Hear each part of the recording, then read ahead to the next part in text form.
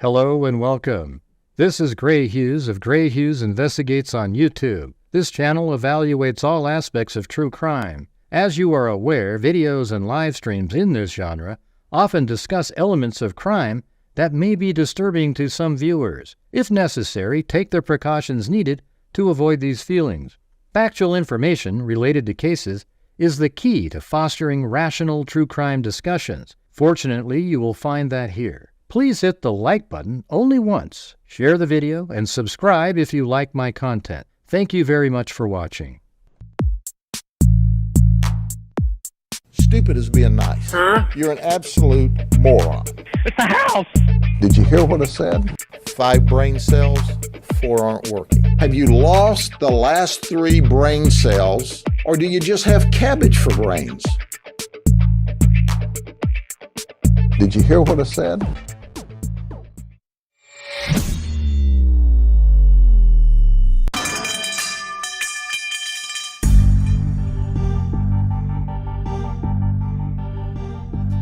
What's going on, freaks?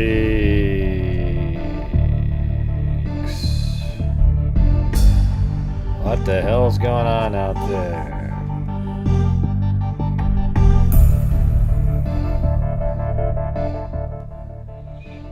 Alright.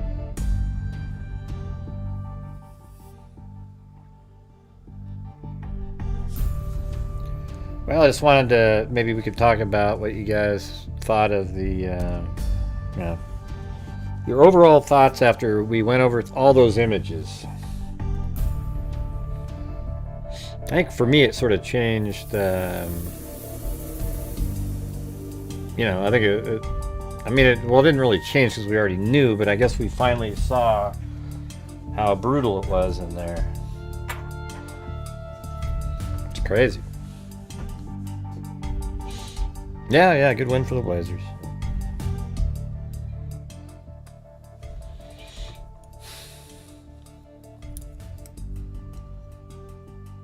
What do you mean? I've done a whole bunch of them. DDWM. This isn't really a video, we're just talking. Yeah, well, the crime scene photos don't show people other than there's a little bit of Xana in one of them. You wouldn't even be able to tell it was her looking at it.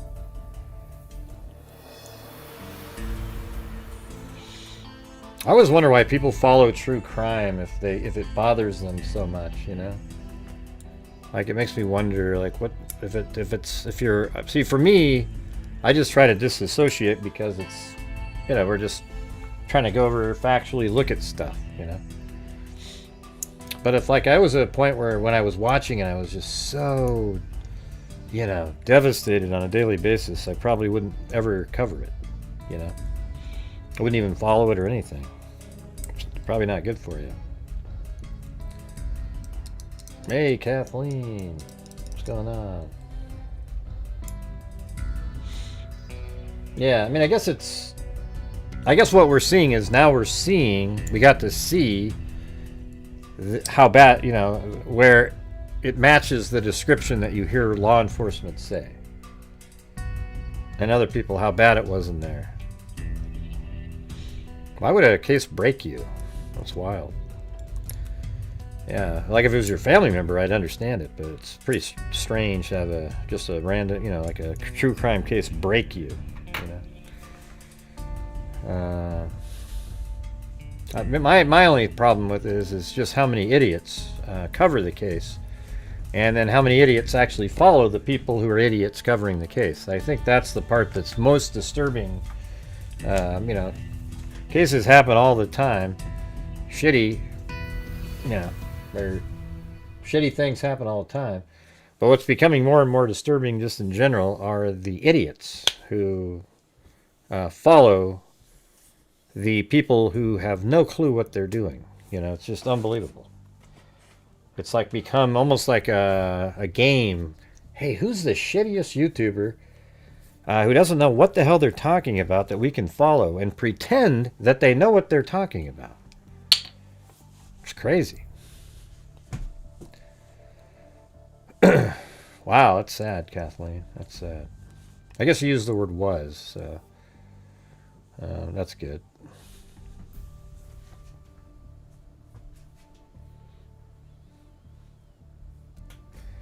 mean, I would say, like in the Delphi case, there were times where I would sort of visualize what these two little girls had to go through, and that sort of would bug me. But it wouldn't be where, oh my God, the next day I had chills and I couldn't get up.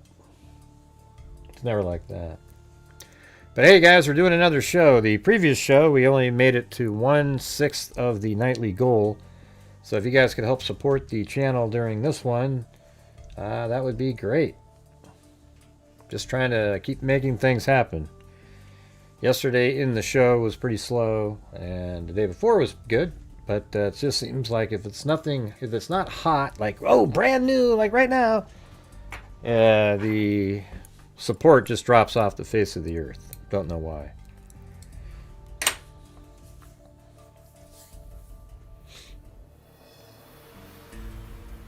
Yeah, and I was also kind of surprised about all of the errors, you know, like not errors, I mean, whatever the, what do you call it? Blue Star was so overused, you know, just spraying buckets of liquid on there, and you don't need to do that. You just do a little fine misting and it works. I'm not sure what the hell they were doing with that. How do you know, Gray? Well, because we actually read about it. It was crazy. Hey, look at that. Elaine Talling, 62 months. Very cool. Thank you.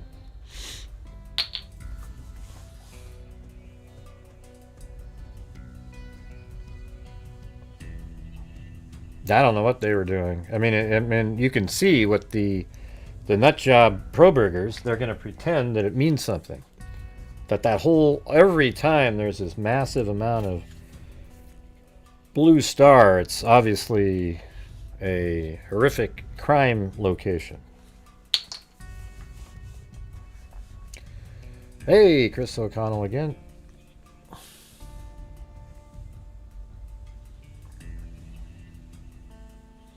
You're beat and say, hey, tomorrow I'm going to feel better, but drink the same coffee and expect different outcome. Yeah, I guess. But here's the thing. I think people, what really kind of makes me disappointed are people that claim to be like us, the normal, you know, but they watch the conspiracy people every single time they make a video. But when I make a video, they don't watch it. You know, but when the conspiracy people make it, oh, they watch it every single time. And what I think is they're sort of closet hoping they find something. There's got to be something. One of these people might stumble upon something. But if you have a rational brain, you actually realize there's nothing to find. Brian Kohberger absolutely 100% is the killer.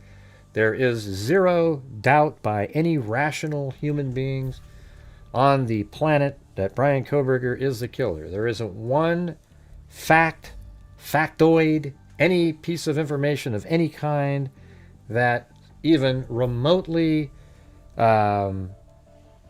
is exculpatory for Brian Kohberger. There isn't any. Zero. Not a thing. But they pretend there's things all the time. Oh, look! There's a Taco Bell bag in the room. Look at, she's using a Taco Bell sauce with the fries. I think Bethany had some taco sauce. There must be something really nefarious about that. These people are crazy. And you know what's even worse? The people who follow them. It's like the Candace Owens effect. That many stupid people is scary. 100,000 stupid people at a time believing in somebody. It's wild. But hey guys, any chance we could get the support for the channel up tonight? As I've already mentioned once tonight. We have 0 on this show. We had only 1/6 of the goal on the previous show. Even after 40 minutes, we were just absolutely stuck. And on this live right now, we're at 0. And I'm just not sure why that's happening. You know, if I was a conspiracy nutter, you'd all be helping. I just don't get it.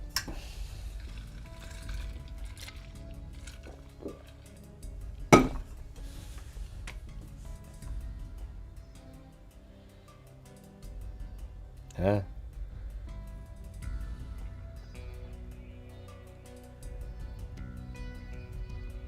What? I don't know what the hell you guys are talking about.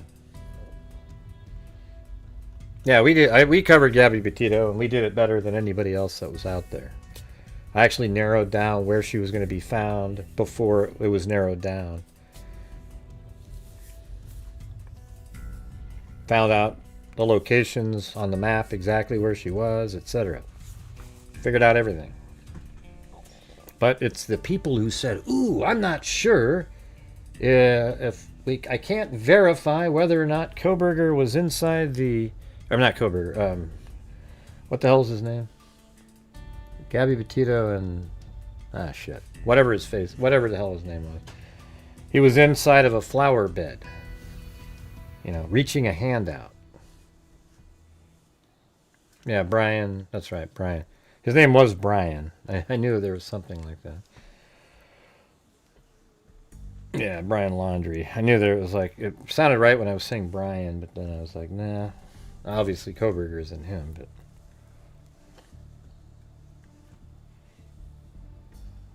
LOL, getting them mixed up. What does that even mean? God, you're just.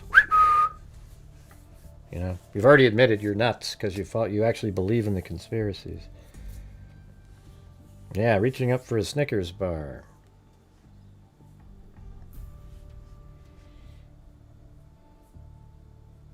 Yeah, make it make sense, or things just don't add up here. You know, there isn't one time, if there was a Proberger in here, they could never say anything that would trip me up. They say stuff like, how come they didn't test that one DNA sample?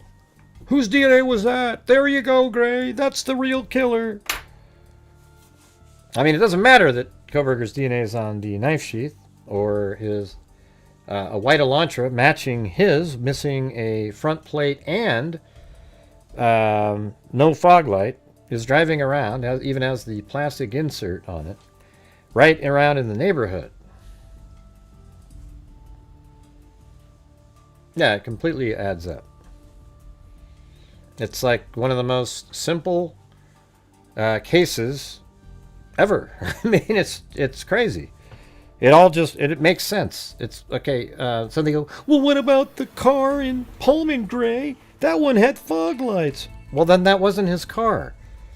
They weren't even going to use it at trial. I thought, you know, I just got the footage because it was mentioned in the probable cause and it's mentioned in the documents, but they weren't going to be using it.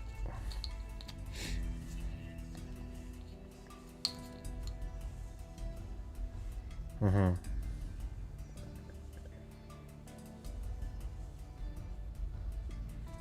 All right.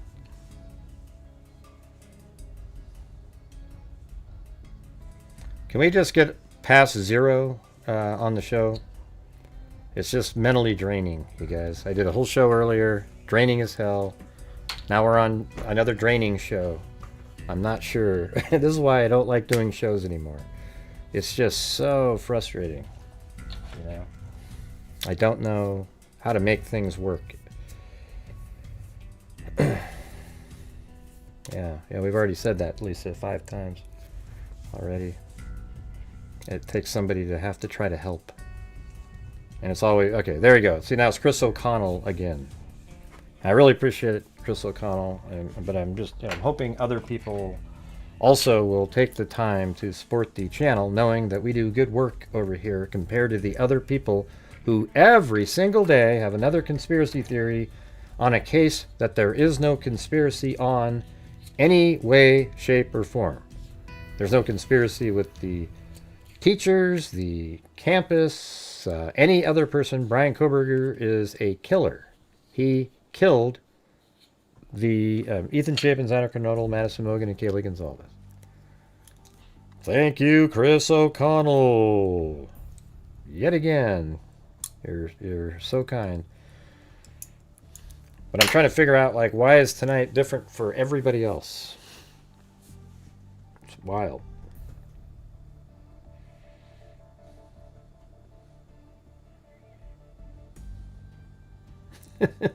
I know.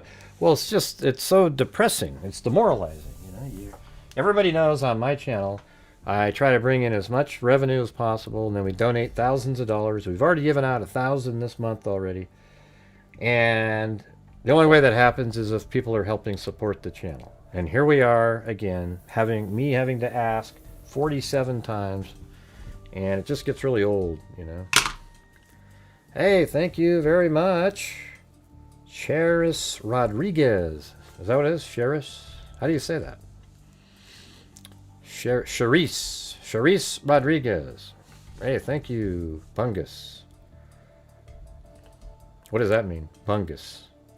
It's like fungus with a B. Hey, thanks. Silva is here. I'm sure that was because Chris O'Connell said, join me in giving some energy. There you go. Thank you.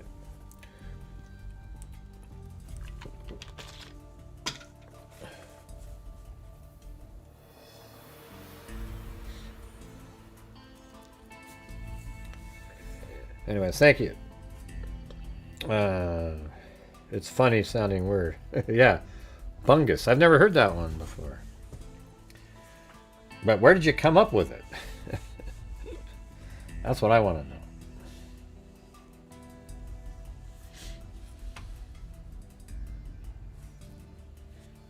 What are the conspiracy theorists talking about now? I haven't watched any of them.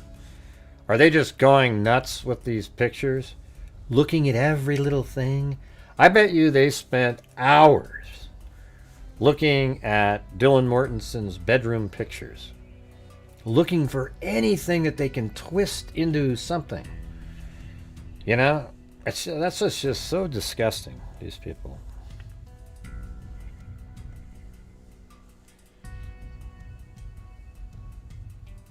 Best damn channel on YouTube. Hey, thanks, Roger Smith. There's Bungus Among Us. There you go. Yeah. Right, and see, the thing is, you guys actually watch those things, but I guess you wouldn't be able to answer my question if you didn't answer it. So, hey, thanks.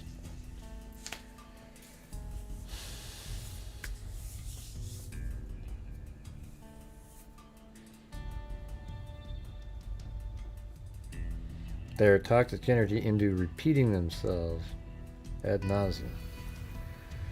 Yeah, I forgot that one person's name. Their name is so ironic. It doesn't match. It's like somebody calling themselves Truth Seeker, and every single one of their videos is bullshit. Really? You're Truth Seeker? Hey, welcome, Rock Girl Media.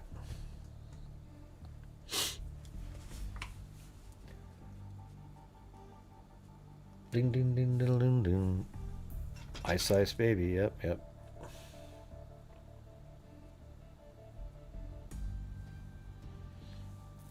Oh, right there.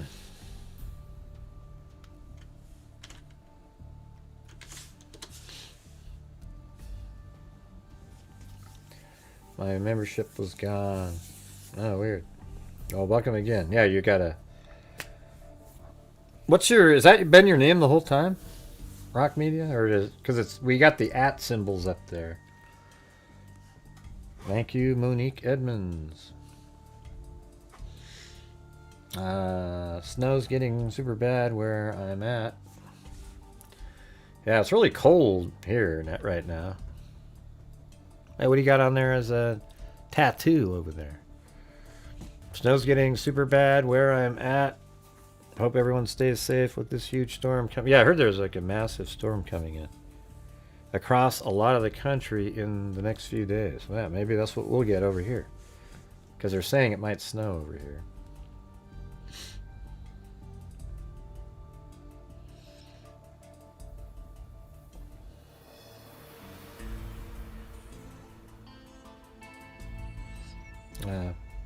What do you mean that one was correct? I don't know what that means. That one was Cherise Rodriguez, that one? Oh, I see. Yeah, it hasn't snowed yet here this year. It's kind of weird. They claim that Dylan not calling 911 is strong evidence of BK's innocence. Yeah, they keep saying that over and over again. It's absolutely idiotic. I know exactly how she was feeling. I felt like that one time when I've said it a million times, when I was like 11, you know. Just too scared in a tent to do anything. I just sat there frozen. And, you know, it just, nobody knows how they're going to react. You know, if she'd seen a dead body on the floor, I'm sure she would have called 911 when she had the chance. She didn't see that. She saw Xana. Well, she did turn out to see a dead body, but it wasn't like she knew that Xana was dead. She just saw her as she ran downstairs.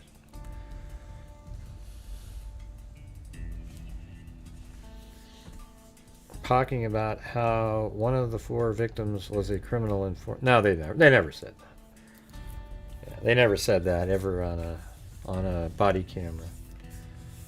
Where do these people come from?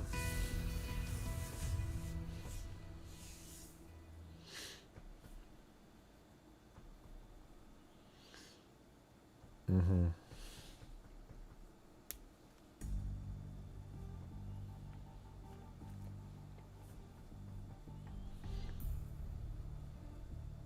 Bunch of skulls and flowers and mushrooms and stuff. Yeah.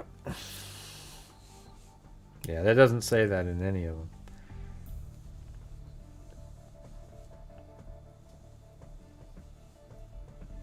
Now that UK guy, every day he's got some stupid video where he tries to talk because he's got the British accent, little nasally British accent, and he doesn't say anything intelligible. It has no relevance whatsoever, but everybody just, oh, wow, that makes so much sense.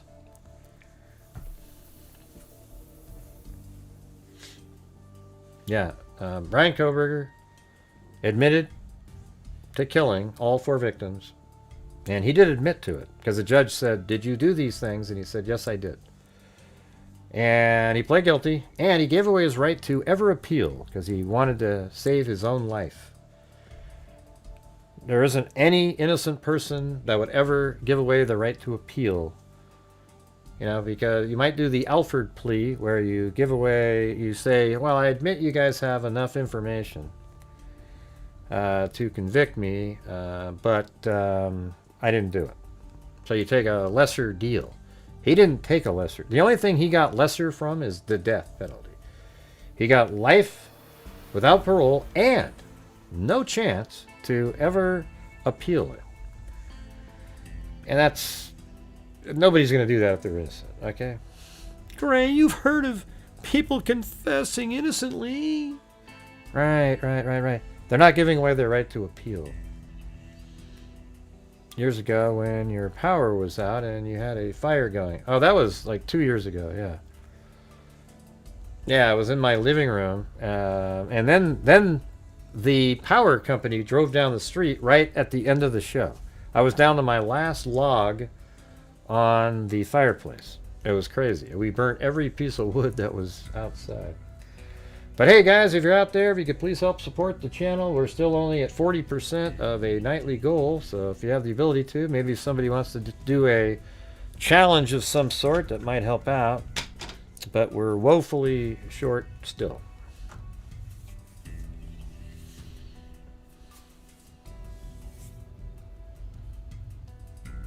I waited for 3 hours for roadside assistance. Yeah, oh well. You mean Leering Center? Yeah. Yeah, they must be.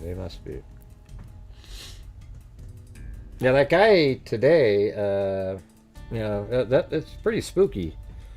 The guy they caught today with the with Brinley Nelson. Hey, thanks, Candy. Let's see. Camden Edwards. There you go. Are you Candidly Woodward Stone?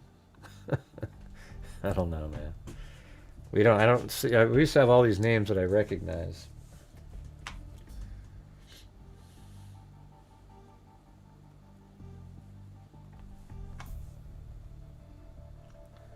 Thank you, Bungus Among Us. I think you need to switch it. That's a cool name to say. Bungus Among Us. Oh yeah, get rid of the 823. Put on the Bungus Among Us. But that's the guy right there. Look at this psycho. Now I think I have his Facebook page. Now if this isn't him, I apologize, but I think it is. I'm pretty sure that person is the same person here and has the same name, lives in the same town. You know, the beard's almost identical, just has long hair in the back. See how it comes out? And so, you know, it's kind of weird. You know, he's got all these different pictures. There's these little girls in some of his pictures. Oogla boogla. Camden Edwards.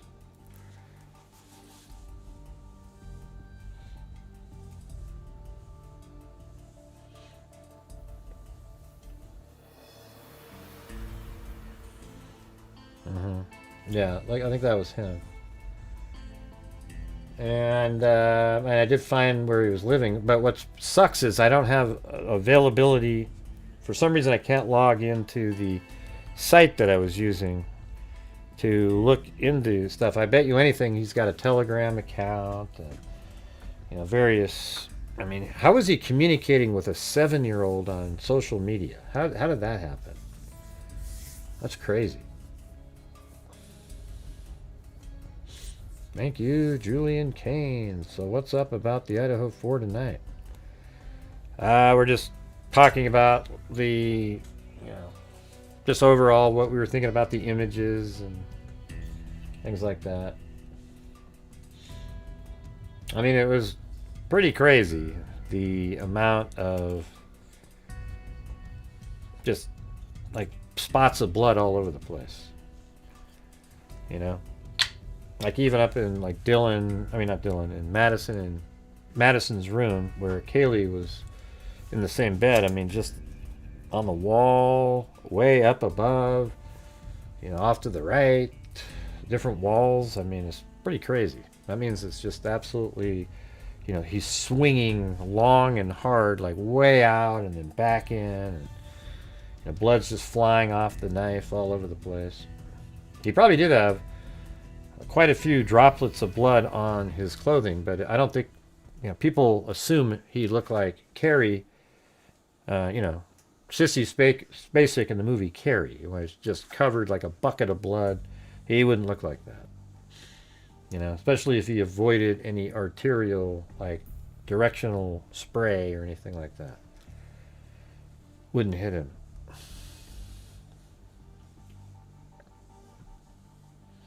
And many women have come forward saying he has randomly messaged them on Facebook. Where are you getting that information, Sassy? Facebook asking to babysit their children. I mean, where is that information that you're talking about right now? You know, see, you guys, I mean, when people type something in, don't just believe them necessarily. I have to see somebody typing it in, then just to say, oh, yeah, people... It's just the way we do it over here. So don't get too overly excited. If you can send me posts by different women who say that, that'd be great. I don't have any of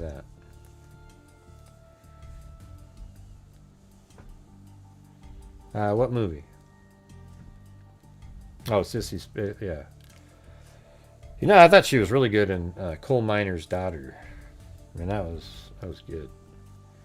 Hey, thank you, Jeffrey Sidal. Oh, look at that. Chris O'Connell again. Yeah, you're so nice. I mean, there's nights where I just feel like I wouldn't even come close if it wasn't for you guys.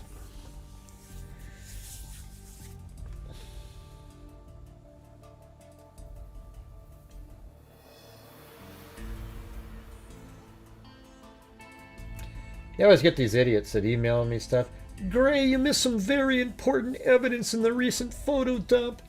Near the beginning of the set of several photographs of a piece of paper laying on the ground outside the residence, a close-up shot clearly shows the words, "Die, Mogan." Clear as day, Gray. You're an idiot. Ah, you guys are so stupid.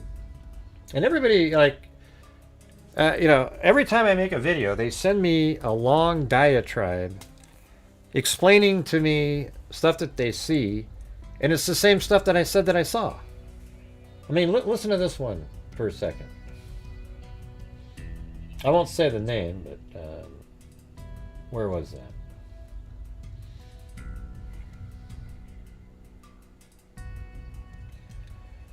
Right, so I get this long message.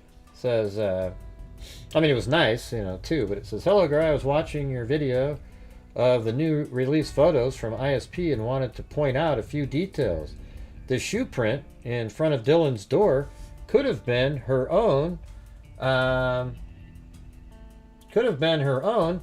There's vans in the picture of her room. I thought it could have been the piece of shit as well, but I think that is too close to the doorway." Hello? I said the exact same thing on the show. I said the exact same thing. Do you guys remember that? I said, wow, that footprint looks like it's pretty close to the room there. That doesn't really make sense. So I actually ruled out. I don't think that is Koberger's footprint in front of the door there.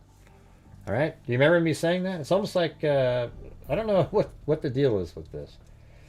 The next one, it's, let's see. Photos start showing poor Xana, Ethan, and Xana's room, and you actually see Xana. And I even showed that picture. I go, this is the one people say it's her. I think that might be her. And I did that on the original show. I mean, I said it all.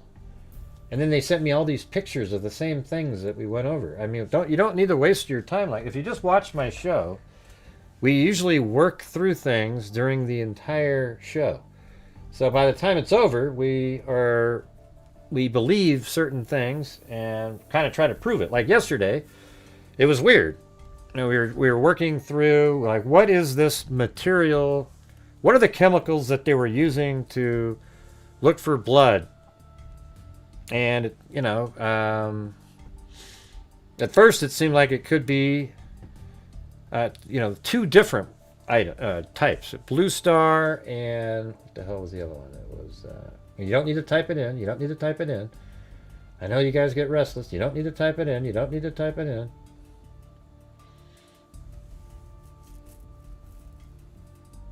And the other one was Amido Black, okay? So Amido Black started to seem like it was more likely the substance, because you're only supposed to lightly spray the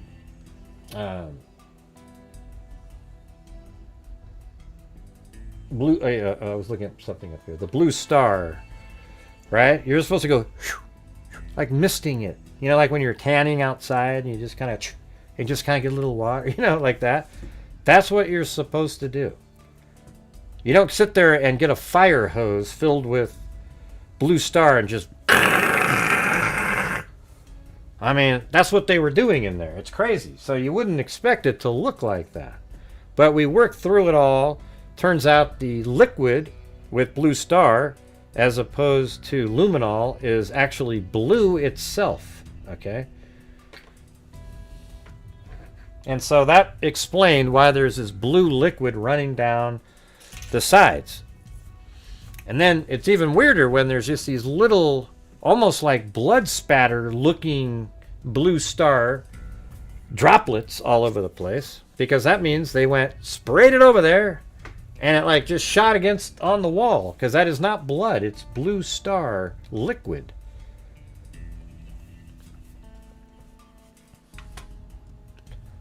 Gray gets copied all the time. He is often imitated but never duplicated. As the saying goes.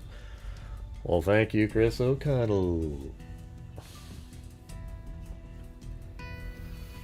Yeah, I mean, I don't know what they were using. It almost seems like they used a paintbrush and then would dip it in a bucket of Blue Star and wipe it on things.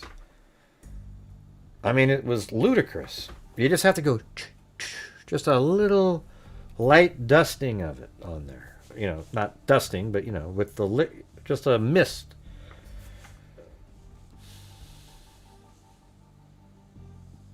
The house looked a little dirty, but it's all good. What does that mean? I don't get it.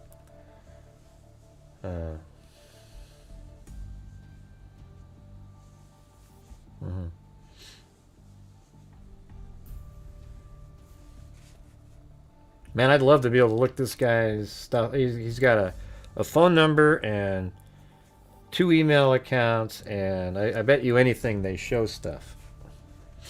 No doubt about it. But he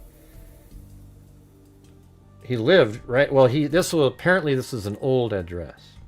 They admitted that in the press conference. So he must live further down here now, somewhere.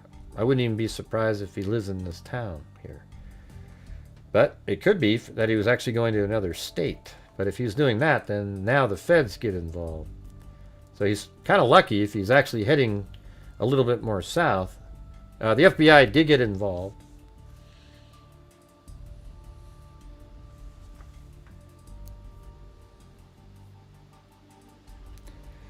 Yeah, Kathleen, we've already gone over that.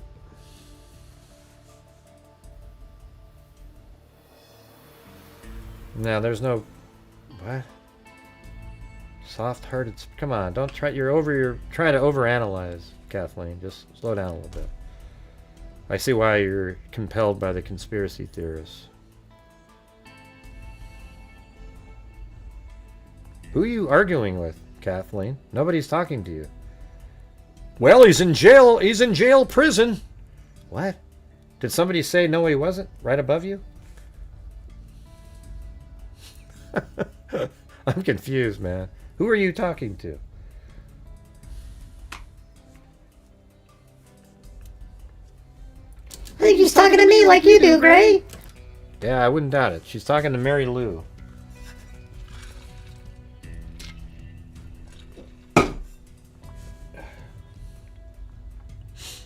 Anybody else in there? Hello? We've only got one person typing in here. We need other people to type.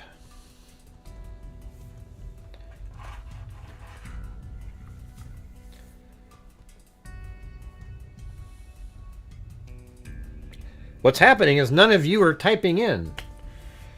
KK, nobody. It's just one person. I want to know what your thoughts are on the... I feel like I'm in like at a class, and I got a bunch of students that are like throwing spitwads at each other, and not one of you is talking. Like I'm asking a question. Let's get something. It's crazy.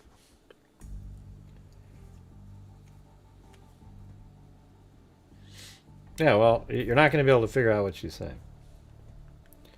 I don't know. I haven't had any... Well, it was good when I tried it. I just haven't had any yesterday or today.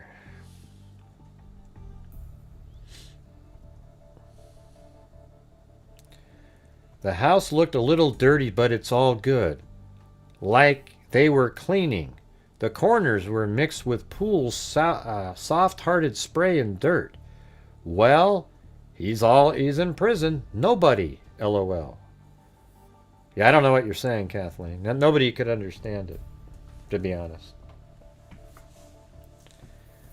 Did you see the picture of... I don't know who that is. Nobody knows what you're talking about. Oh, Xana Kernodle. Yeah, we did. We've all seen it. We saw it the first night, you guys. Everyone thinks they're super sleuths bringing it in, and... to be honest with you, we don't know what we're looking at. I think it does look like it could be her right shoulder and maybe the left part of about less than a quarter of the right side of her face. That's it. But you guys are so like obsessed and almost sick, really. Just keep bringing it up. Like in the comment section of that show that I did, no less than 30 people say, Gray, image 953, show Xana, Gray. Hey, go to the 4-hour mark, Gray. You show Xana there, Gray. Like you want everybody to go look at a gruesome picture. This is what they were trying to avoid. I haven't played it over and over and over again, like everybody else. Okay? Who cares if you can? Let me just say this. We're just trying to put the pieces of the puzzle together. Just have the evidence that's out there. But why do you have to keep showing and talking about the picture of Xander Kernodle on the ground? What value does it have? Does it help anything? It doesn't. It doesn't help anything. It doesn't add any extra anything. Or everybody heard that when the officer went in there, she was unrecognizable. We already heard that part.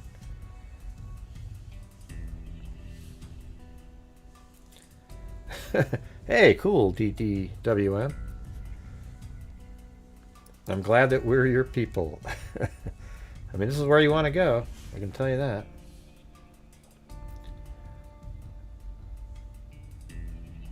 Like to scream. You don't have to remove comments like that. You know what really hurt my head? Those audio from the house, like it was a scream, a dog bark. I see you, Farley. LOL. It was great. Who's Farley? Who are you talking about?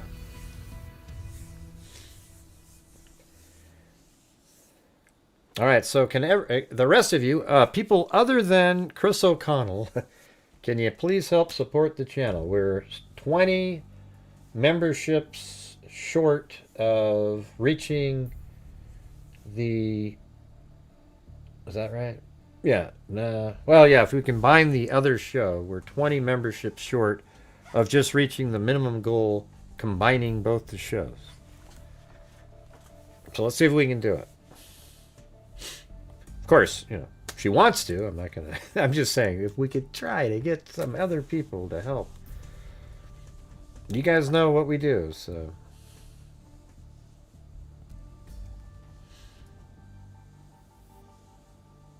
I don't know what's going on in here. Thoughts on Sigma Chi? I don't have thoughts on Sigma Chi. Hey, Tavarion, let me just tell you something. Brian Kohberger is 100% the killer. There is absolutely not a shred of information that points to anybody other than himself. Okay? That's the truth. Now, I'm sorry that you've been suckered by a bunch of idiots out there who are still making videos pretending they know 100% themselves that Brian Kohberger is the killer, but they don't want you to believe that because you're their bread and butter. It's smart in terms of like keeping your audience, but it's also incredibly unethical and shitty to do that because there's people like you that keep asking about Sigma Chi and asking about this and that and the other thing, and there's no questions like that to be answered. We're just putting together the factual elements of the case. That's why I keep ordering more FOIA request information. All right? That's it. But as I said a minute ago, if you guys could please help support the channel, that would be great. And after I said it, not one soul jumped in there. So let's see if we can get that going.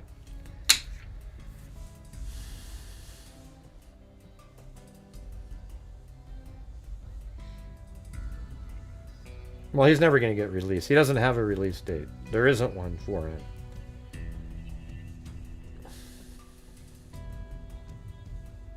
Well, Jules is an idiot. I'm telling you, I've listened to her. She's rude as hell. She's a dumb person. Okay? Now, you can quote me on that. All right? She doesn't actually believe that. Okay? Well, here's the thing. If she believes that, she's dumb. If she doesn't believe that, she's one of the most unethical people that's out there. So which one do you want to support?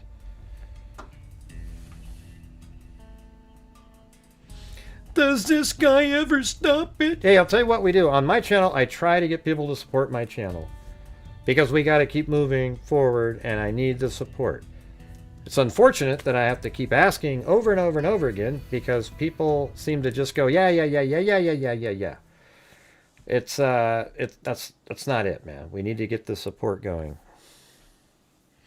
So we just had a troll in there. Let's do the anti-troll fund, if you will.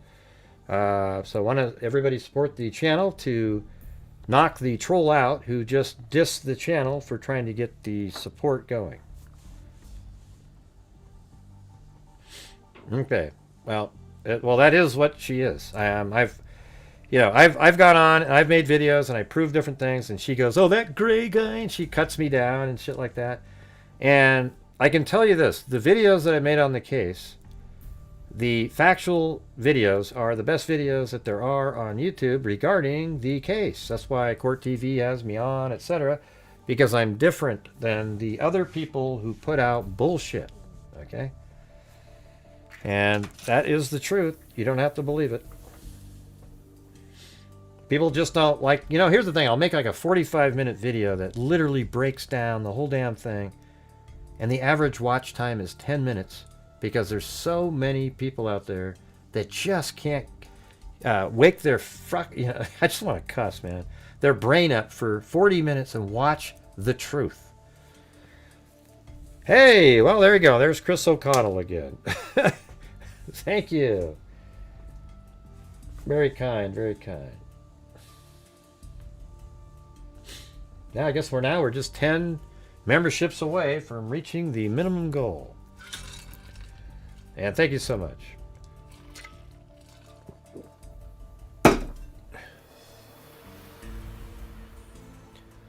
I just think it sucks. I make a 45-minute video and the average watch time is maybe 10 to 13 minutes.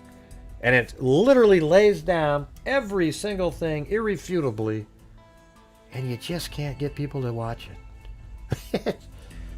But man, you make a 30-minute video about absolute garbage, they got their popcorn out, and they're just, ooh, this is so great.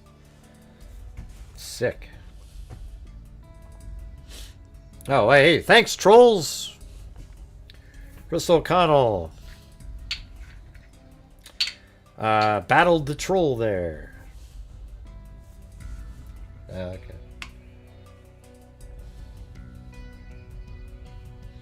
Alright, let's see it. Alright, so I got some screenshots. Let's see. This will be the proof of what she was saying earlier. Oh man, so many of them. Maybe if can I download them all?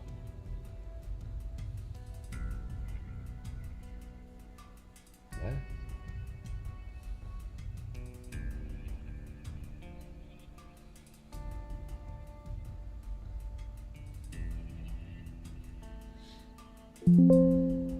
Huh. Okay. Let's see. I might be able to just download these all.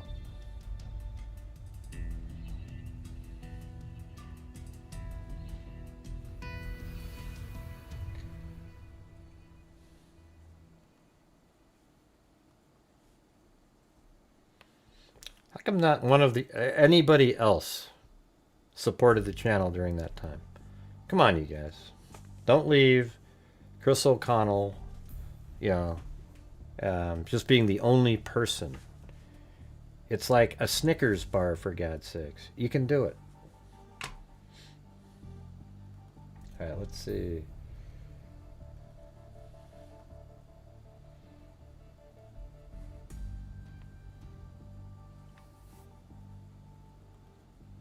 Okay, yeah, I was able to download them all. All right, let's see. Here's a kidnapper, Andrew Joseph Bragg. Well, he goes, it's actually Joseph. Well, I don't know. I see Joseph and A. Bragg. I don't think that's the correct order there. It's Joseph Bragg. I found him on Ben Verified as Joseph A. Bragg. But here it says Andrew Joseph Bragg. Here, let me, maybe I can go check that out again. See, there you go, a Snickers bar. Thanks, Roger Smith. That's all you guys got to do. It's wild. Andrew Joseph Bragg.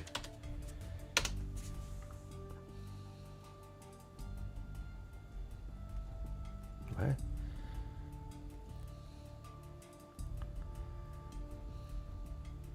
And how old is he? He's 28.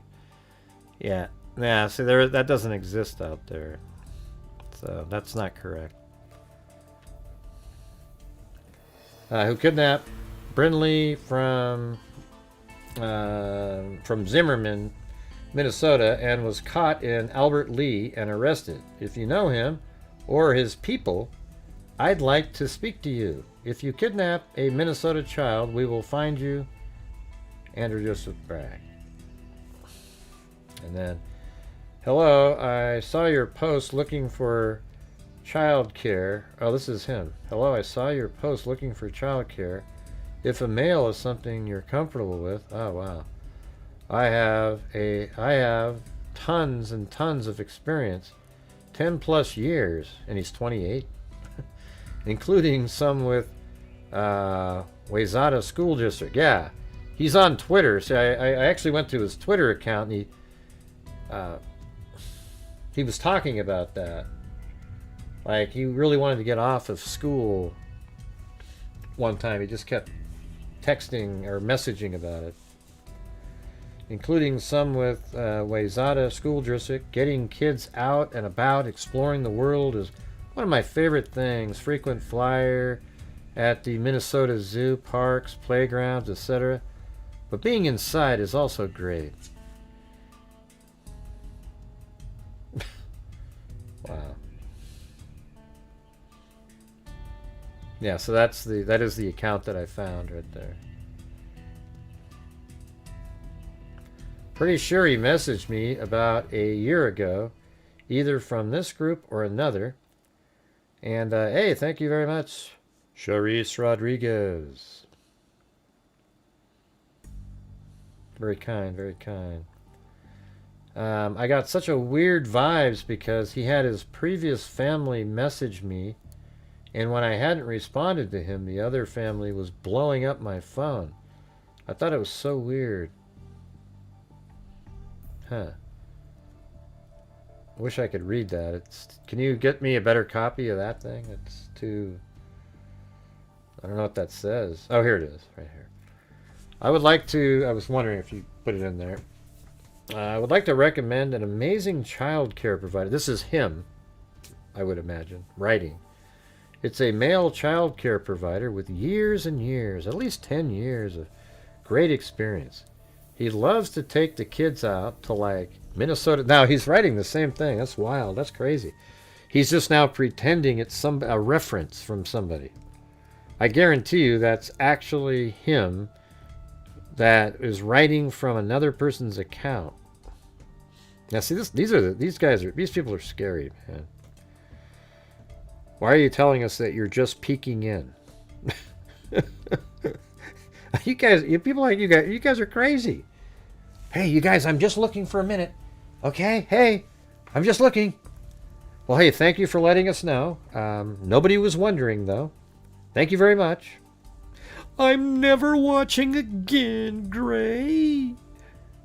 You're a bastard. All right, guys, I'm gonna go use the restroom really quick, okay?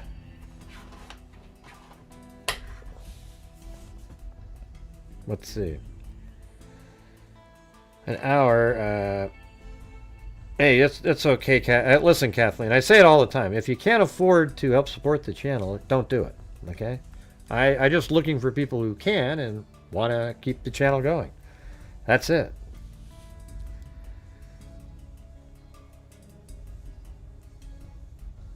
Hey, Julie. Nobody asked you to try to pretend. Okay. Let's see. You know when you're doing a show and somebody goes, I say this all the time. They go, "All right, I'm back, everybody," and I always go, "Did we even know you were gone? I mean, what? Why are you telling us that? Why are you telling us that?" Now it's the time to surprise Gray while he uses the loo. Oh, I'm not really. I'm not going to go to the bathroom. I was goofing around.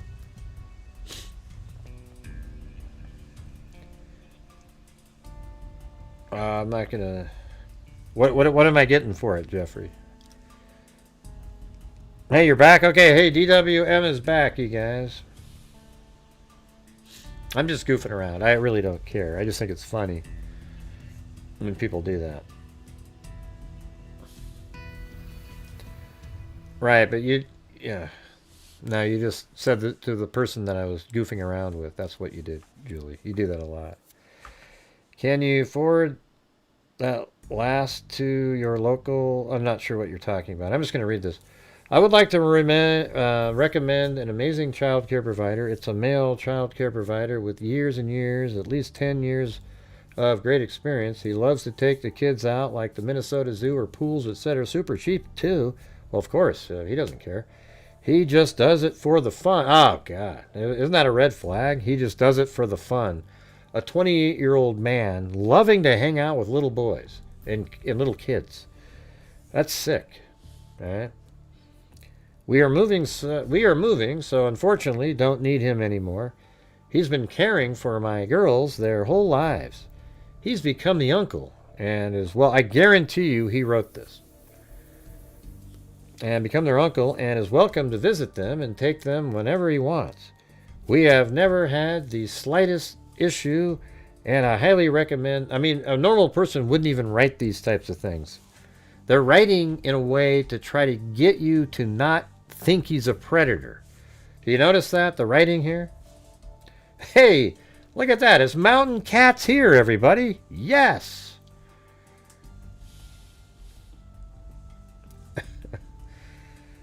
Yeah, so I think that's exactly what this is right here. Let's go back to the other one, right? So look at this one right here. This is Joseph Bragg. Hello, I saw your post looking for childcare. If a male is something you're comfortable with, I have tons and tons of experience, 10 years plus, including some with the was out of school district, getting kids out and about. Exploring the world is one of my favorite things. Frequent flyer at the Minnesota Zoo, parks, playgrounds, etc. Then we go all the way over to this one. I would like to recommend an amazing child care provider. It's a male child care provider with years and years, at least 10, so they're saying the same damn years, of great experience. He loves to take them to the Minnesota Zoo. He said that in the other one. Who would just randomly say the exact same things that are in a solicitation message? That's crazy. This is so obviously written by him. He just does it for fun. We're moving, so unfortunately don't need him anymore. He's been caring for my girls their whole lives, so you don't need to think he's a predator. He's become their uncle and is welcome to visit them and take them whenever he wants. Ooh, cool. So maybe you'll do that too, and he can just take them whenever he wants, you know? And we have never had the slightest issue, and I highly recommend my kids absolutely love him. You know, so don't think of him as a predator. Highly recommend my girls jump up and down with excitement when he pulls in. So don't think of him as a predator, okay? He's seriously the best of the best. Do you think any actual mother would have written that damn thing right there? Anybody? There's no way in hell a person would write that about as a reference. It's actually creepy if a kid acted that way. I'd be interested to know more information.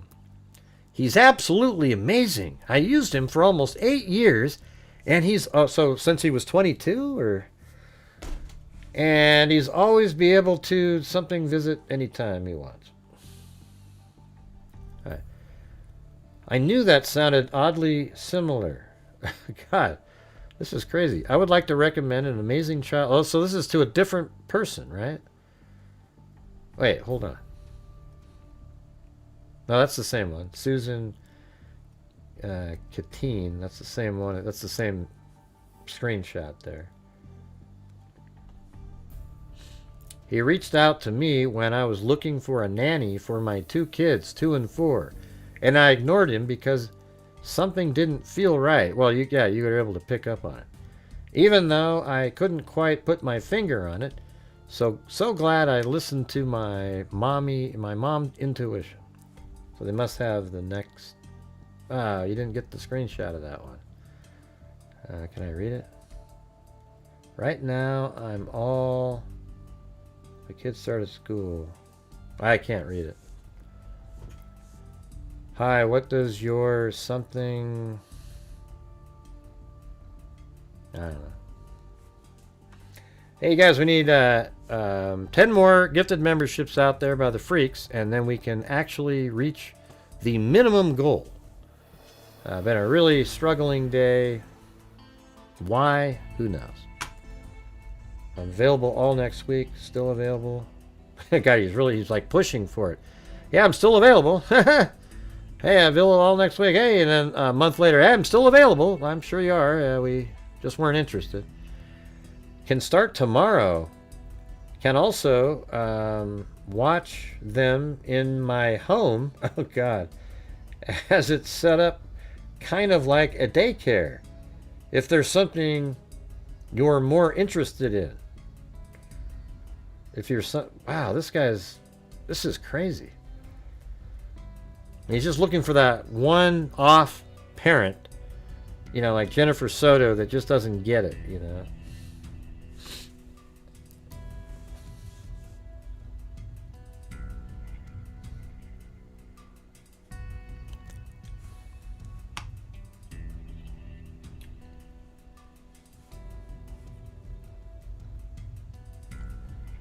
Hey, well, thanks for sending me that. That's crazy. Jesus, that is absolutely...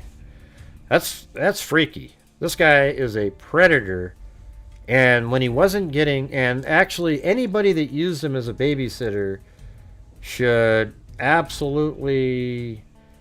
You know, I don't know how old the... You know, they need to interview any child that he was able to sucker a parent into allowing to take care of.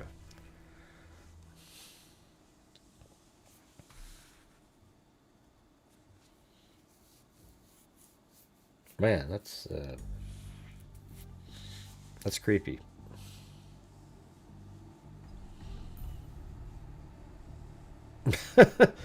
Well, it's just yeah, I mean, it's like, that's why I feel so fortunate, you know, like Marty. There's days like today, if Chris O'Connell wasn't here, it would be the worst night in 3 months. I mean, it would be absolutely horrendous. On the previous show, we brought in $50, and she did $35. And on this one, most of this, too. So it's like, you know, if you guys could please help support the channel and help out some of the other super supporters, I would appreciate it, because we're still not even at the minimum goal. I know, I'll do it for free. Yeah. I just love kids so much. Hey, yeah, just bring them up. I mean, it's just, that's sick. And I know he wrote that other one because he put the same elements in there. How would a random person just randomly bring up the exact same 10 years, the zoo, and all that stuff? No way.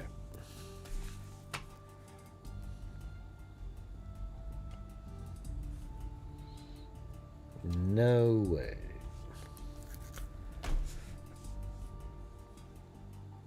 Left my DNI on the like button. Hey, thanks for hitting that like button.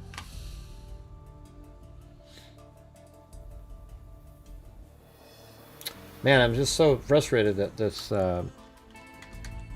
software that I pay for, when I go to the site, it doesn't work currently.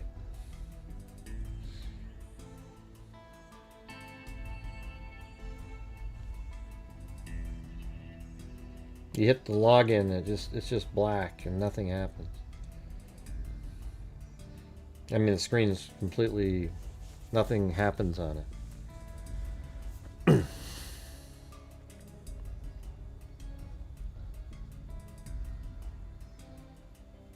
Mm-hmm.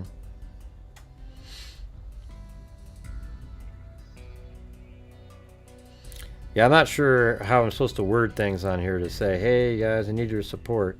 It just doesn't seem to have any effect on anybody, you know, and that's kind of how we, you know. Can you name another true crime YouTube channel that donates thousands of dollars a month, and they make like double what my channel does? And the answer is 0. At least we make a difference. I don't know if she was in court today. Why would she be?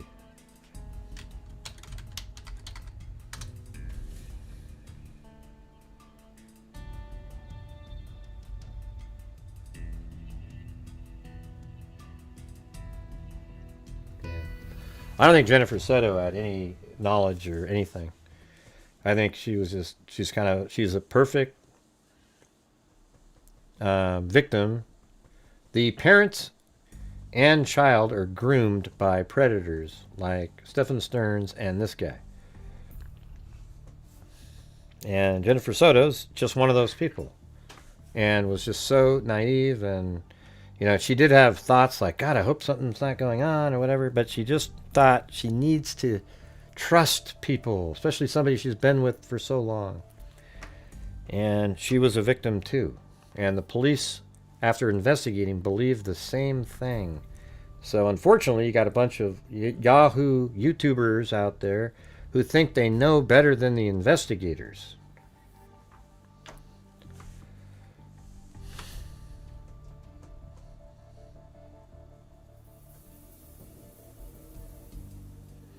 Let's see.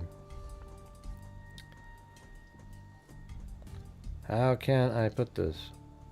Yeah, well, you don't need to put anything. I've told everybody 1,000 times, if you can't afford to help support the channel, don't do it.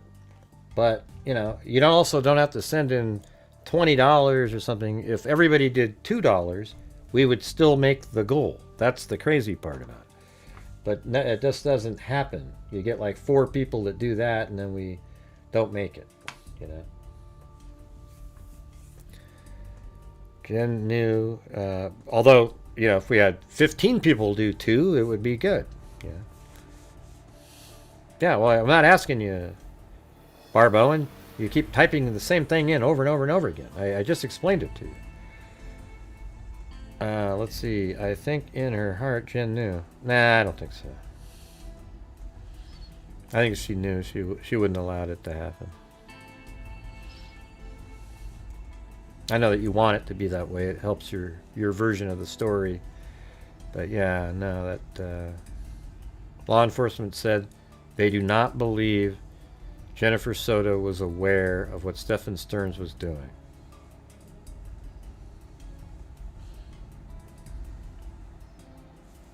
Oh, you don't have the... Let's see if I can... I think I didn't turn on the... Here, hold on. I gotta turn that on.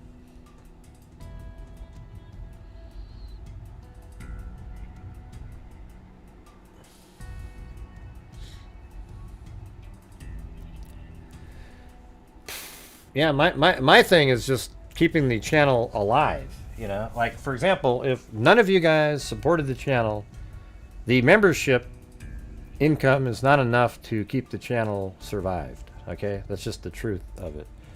So the only way to keep the channel going, since I do mainly live streams, is if people are supporting the channel every single day, different people here and there.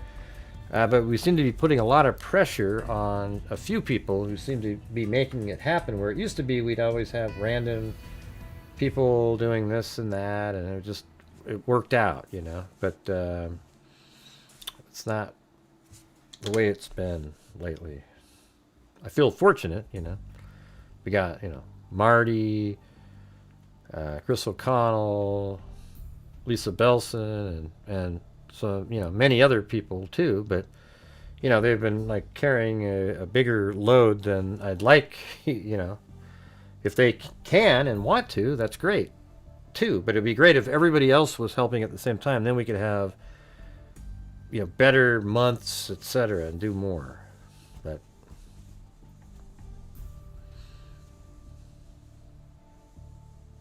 yeah, I know the part about the Woody Allen thing, Julie. I just mentioned that a minute ago. I think she was nervous about it. That's why she mentioned the Woody Allen thing. We get it, we all get it. But if your brain works, you'll know that law enforcement knows better than any of you. And they do not believe that Jen Soto was aware of what Stephen Stearns was doing. So all you have to do is listen to them and go with that, and don't pretend that you're smarter and more sleuthy than the investigators who wanted to pin something on Jennifer Soto. They really wanted to. They worked really hard. You could see at those first interviews, they wanted to do it, and they weren't able to do it because there's no information that led them to believe that she was aware. Okay? And that's just the truth. Now, you can believe whatever the hell you want to believe. I think I lost a shitload of subs during that case because I dared to look into how these predators act, how they treat the parents, and how they treat the child, and how they groom both the parent and the child, how it works, etc. And after going through that, I said, you know what? I don't think Jennifer knew, because you could tell she wasn't helping him when they were over at the salon, and she was trying to figure out what was happening, etc. Okay? Now, you can pretend that you're more super sleuthy and better than the investigators, but that's laughable at that point. Hey, thanks Jeffrey Siddall and DDWM for doing, see, that's what I'm saying. See how 2 people did that. It's not going to continue on. Yeah.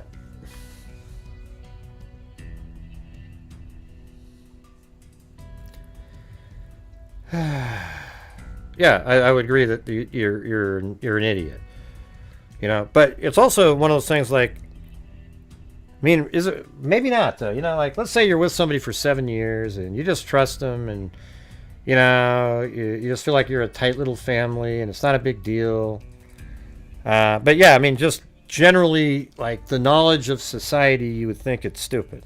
However, his grooming made it seem normal to her. I think he probably set it up that way too, and he probably had Madeline Soto say different things like, "Oh no, we were just sleeping, and yeah, we got up and played," make up a story, etc. I know. It's that's exactly what I said too. I've never thought Jennifer Soto was involved, and I was. It wouldn't have shocked me if somebody came up with some evidence that said that she was, but there wasn't any. Not one piece came out, despite Stearns' parents wanting to sell that narrative to the public. I think it's just so funny how there's people out there, they're so mad when I say that, but they're not mad at the detectives who actually know the answer and agreed. It's weird. Well, they just got it wrong. There's no way she didn't know, because when I was a mom, I would. Okay, you're lost at that point. Okay, maybe you didn't have a predator that, like, I mean, how many of you have had like a boyfriend, like a, I don't even want to talk about it. We've talked about it before, and it becomes a really disturbing and shitty conversation. Like, we talk about stepdads, and let's say you had a stepdad and he was a really good dad. Would you ever let the stepdad take your kid to a movie? No way! Well, then why the hell did you get married to that person? Your husband. You married a husband, and you already had a kid, and you'd never let him take your kid to a movie or anything. And then I said, well, why the hell did you get married? If you can't trust that person enough, why the hell did you get... Well, I just don't want to put him in that position. What position? What the hell are you talking about? There wouldn't be a position. That means you do not trust the husband that you just married, okay? That's the truth.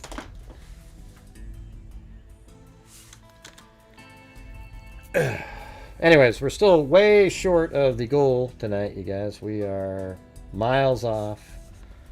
We're at like 80%, so we need another, 5 or 10 channel memberships to do it.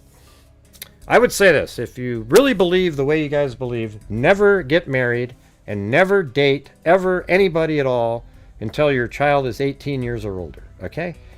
Just don't get married. If you have kids already, do not get married. Do not introduce a man. Do not date anybody until your kids are all out of the house, okay?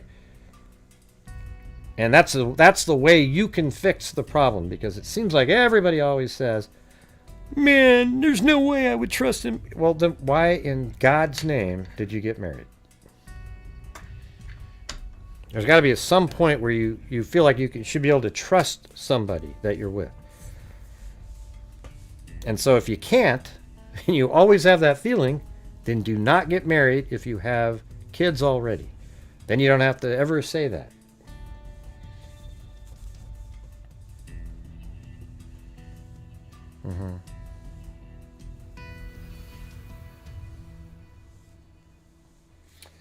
All right, I don't think I even have any coffees today.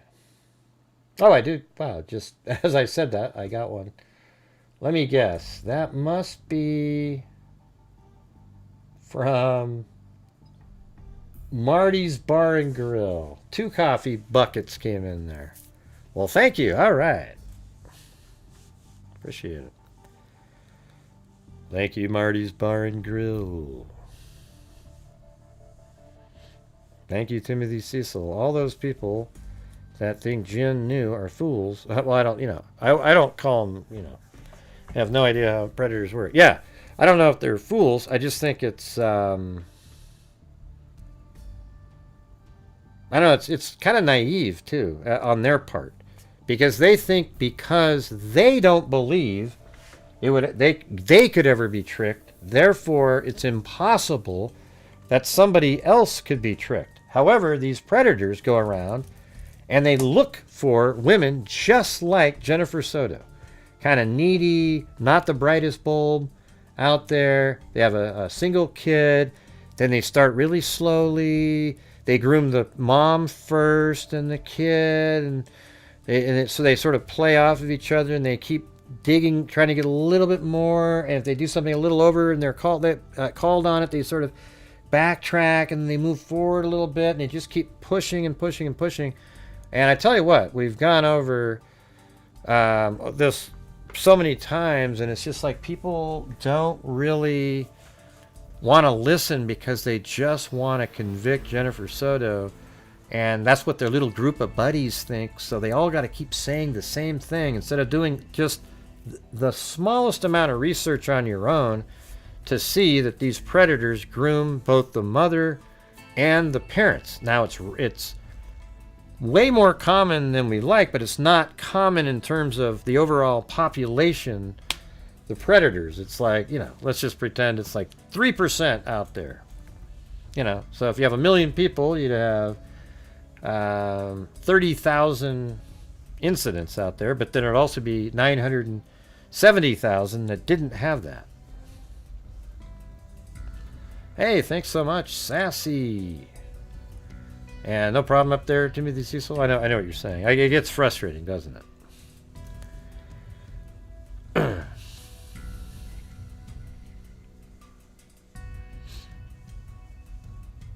Let's see.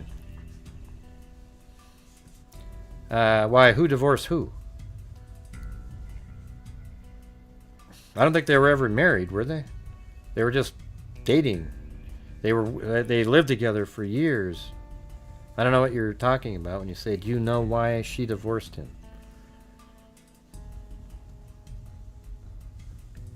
Right. And the thing is like, hey, Chris O'Connell, like if you have children and you decide to marry somebody, don't you think that you could probably choose somebody that you really feel isn't a predator, right?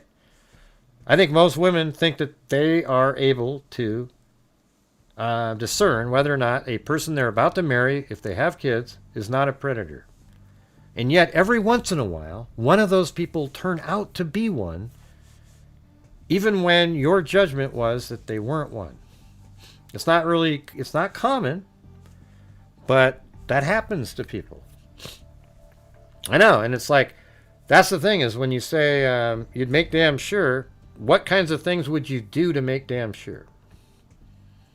So you look them up, see that they're not on a predator list or something, and you just hope yours is one of the ones that's been caught before, and I don't know. I just think the best thing for women to do, if they're the ones that keep saying, there's no way I would trust my new boyfriend or a boyfriend or a husband with my child alone together. I would just suggest to you to never have a boyfriend or get married until your children are 18 years old, and then you can do that. Because obviously all men can't be trusted. That's the gist of the conversations that I get when we talk about this, is that all men are to be treated as potential predators when you have your own kid, and they can never take them to the store or go to a movie or do anything alone without the mom there, because we are all to be deemed predators until when? Like, what day is it? You get it? It's kind of sad. It sucks. No, I didn't see it. Because those people think that because they could never be tricked into relationships with a predator, that therefore Jen had to have known. Right. That's exactly right. So it makes them feel better. It makes people feel better to blame Jennifer Soto, because then they can say, well, I know that can never happen to me because I would never let that happen to my kid. So therefore, Jennifer Soto knew and let it happen to her kid, and that makes me feel better. So that's why they do that. And watching the comments, you get the same jackasses with the same comments over and, oh, Gray, I can't believe it, man. I used to have respect for you. There's no way she didn't know. They'll say that in the comments. That's what they do every single time, and it's sick.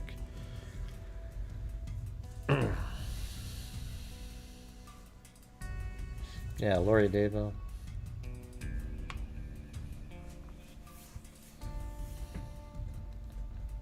And I bet you if you asked other people, like even some of the talking heads you see on TV quietly, they would say the same thing. But they're too afraid to admit it on a show, because they know they're always trying to ride the fence of popularity. I don't care. I really just don't give a shit. I'm going to tell you exactly what I think. And it's usually based on reality. I mean, every time, really. I wouldn't say usually.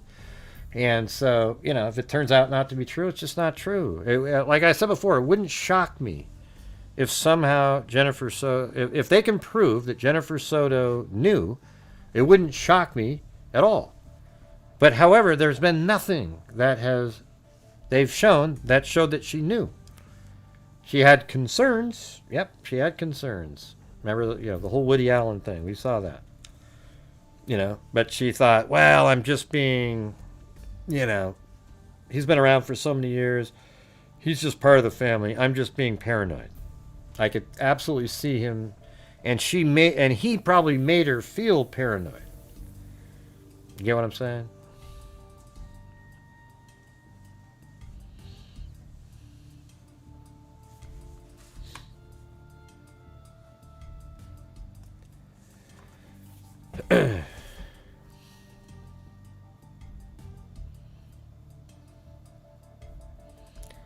Bundy had a girlfriend for years, and she had a daughter, and Ted was always taking her places for the day. Things aren't always as they seem. Right, and in his case, he wasn't, Bundy, there is one case of a younger girl that he's never admitted to, but they believe he's the killer. It was a really young, like a teenage girl. But normally his were brown-haired women with their hair parted in the middle, long brown hair, and attractive, and that's what Ted Bundy did. We did a whole series on Ted Bundy through the newspaper articles. It was pretty fascinating. You go through all these articles that are just out there talking about a guy. He looked like his arm was hurt or something, had a Volkswagen, and then the person went missing. And then there's another over here, he did something similar, etc. It's pretty awesome.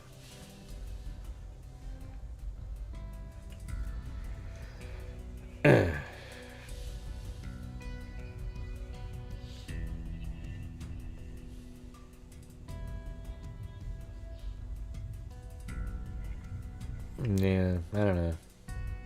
Maybe it was normal. See, what you don't seem to get, KK, is like that's what normal people would think in a normal place. But when you have a predator that's been grooming the mother and the child, Maybe what he does is he groomed them to make them believe it was normal. That's what they do.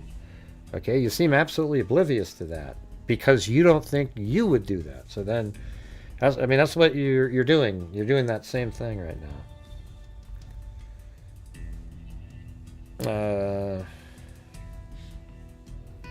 Yeah, well, I didn't say Bundy was good looking.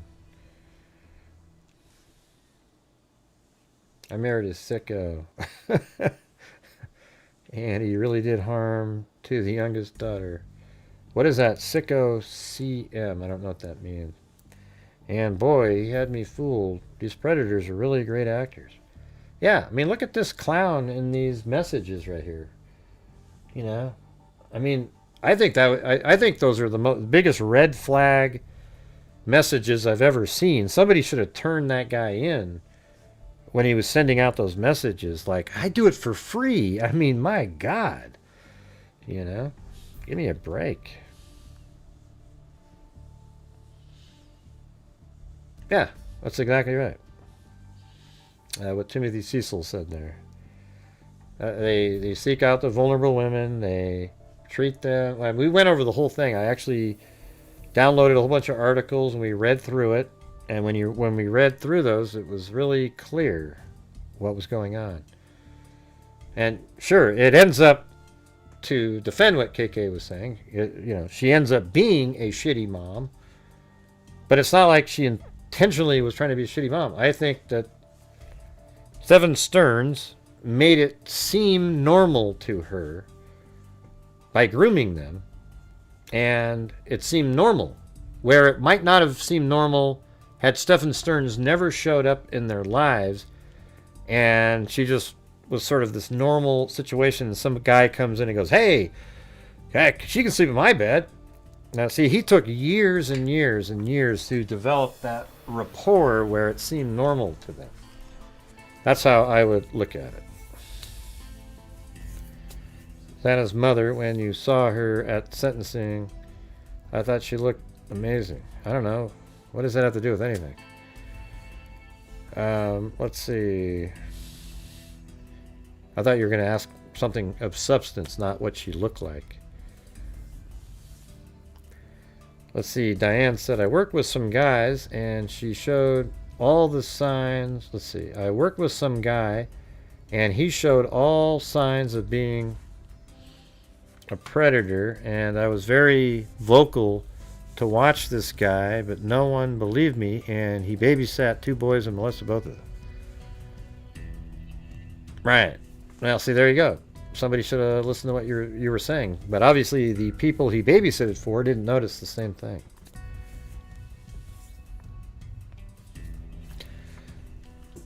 Let's see if I wonder if ChatGPT talks about that. Let's see. Can you discuss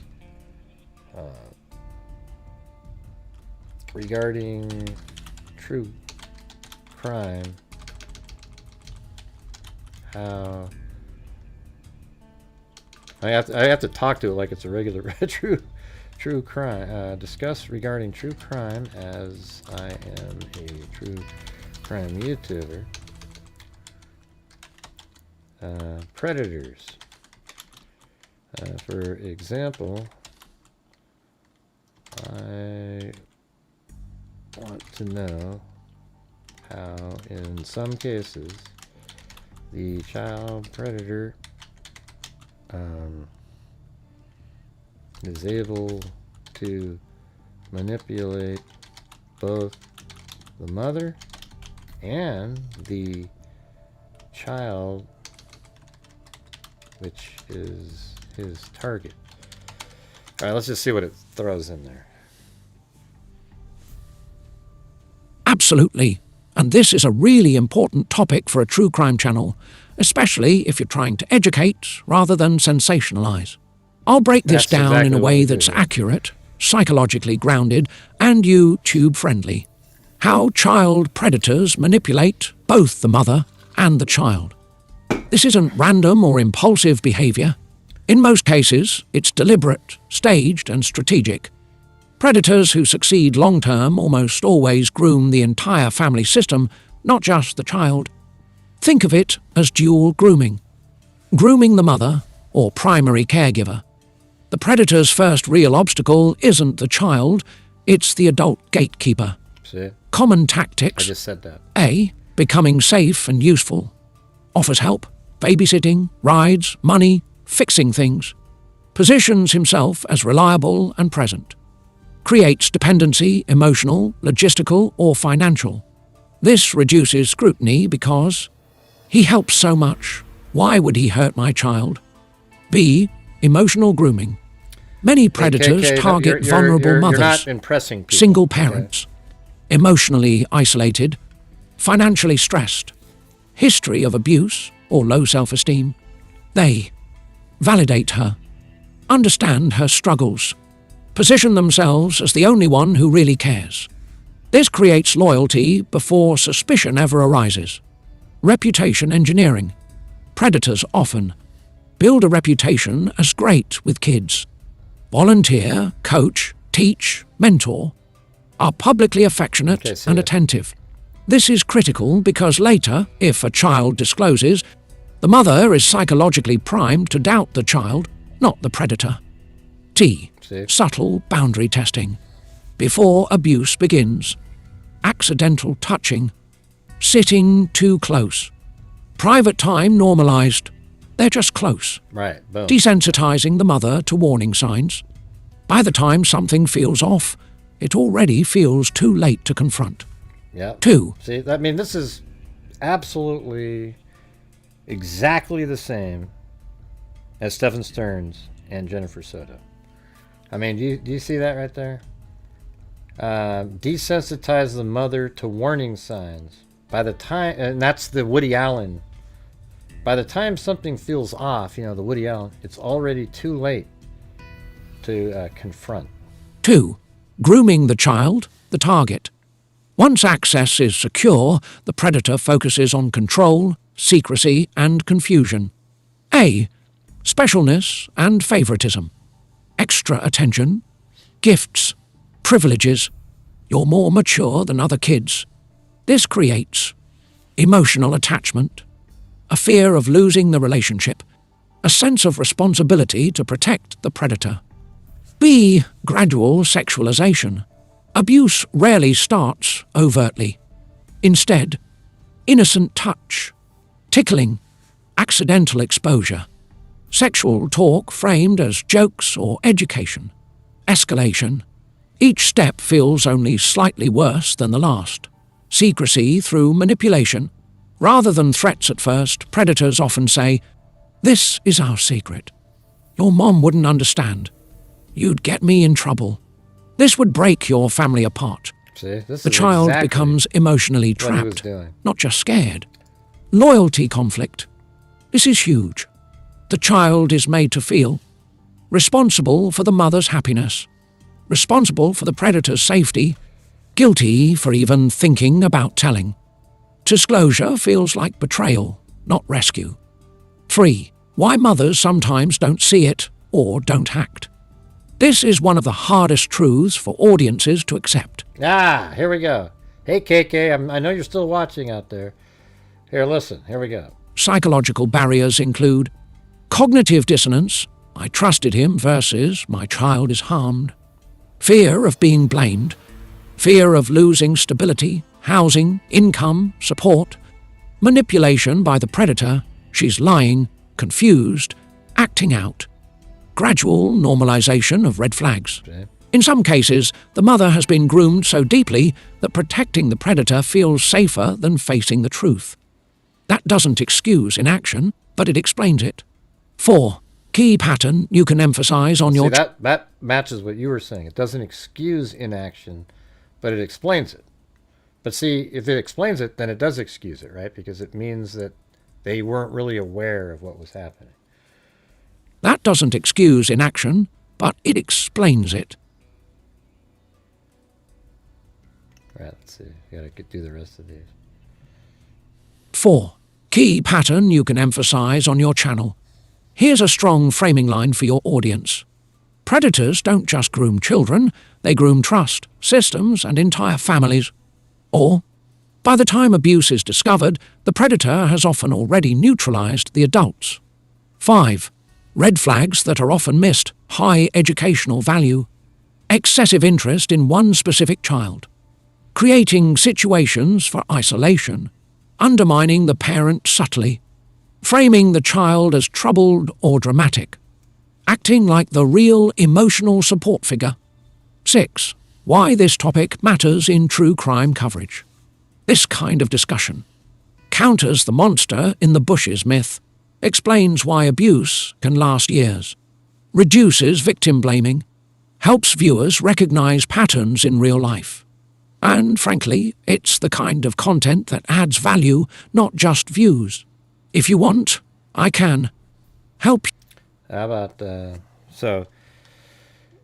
let's see, compare this to the Madeline Soto case and Stefan Stearns.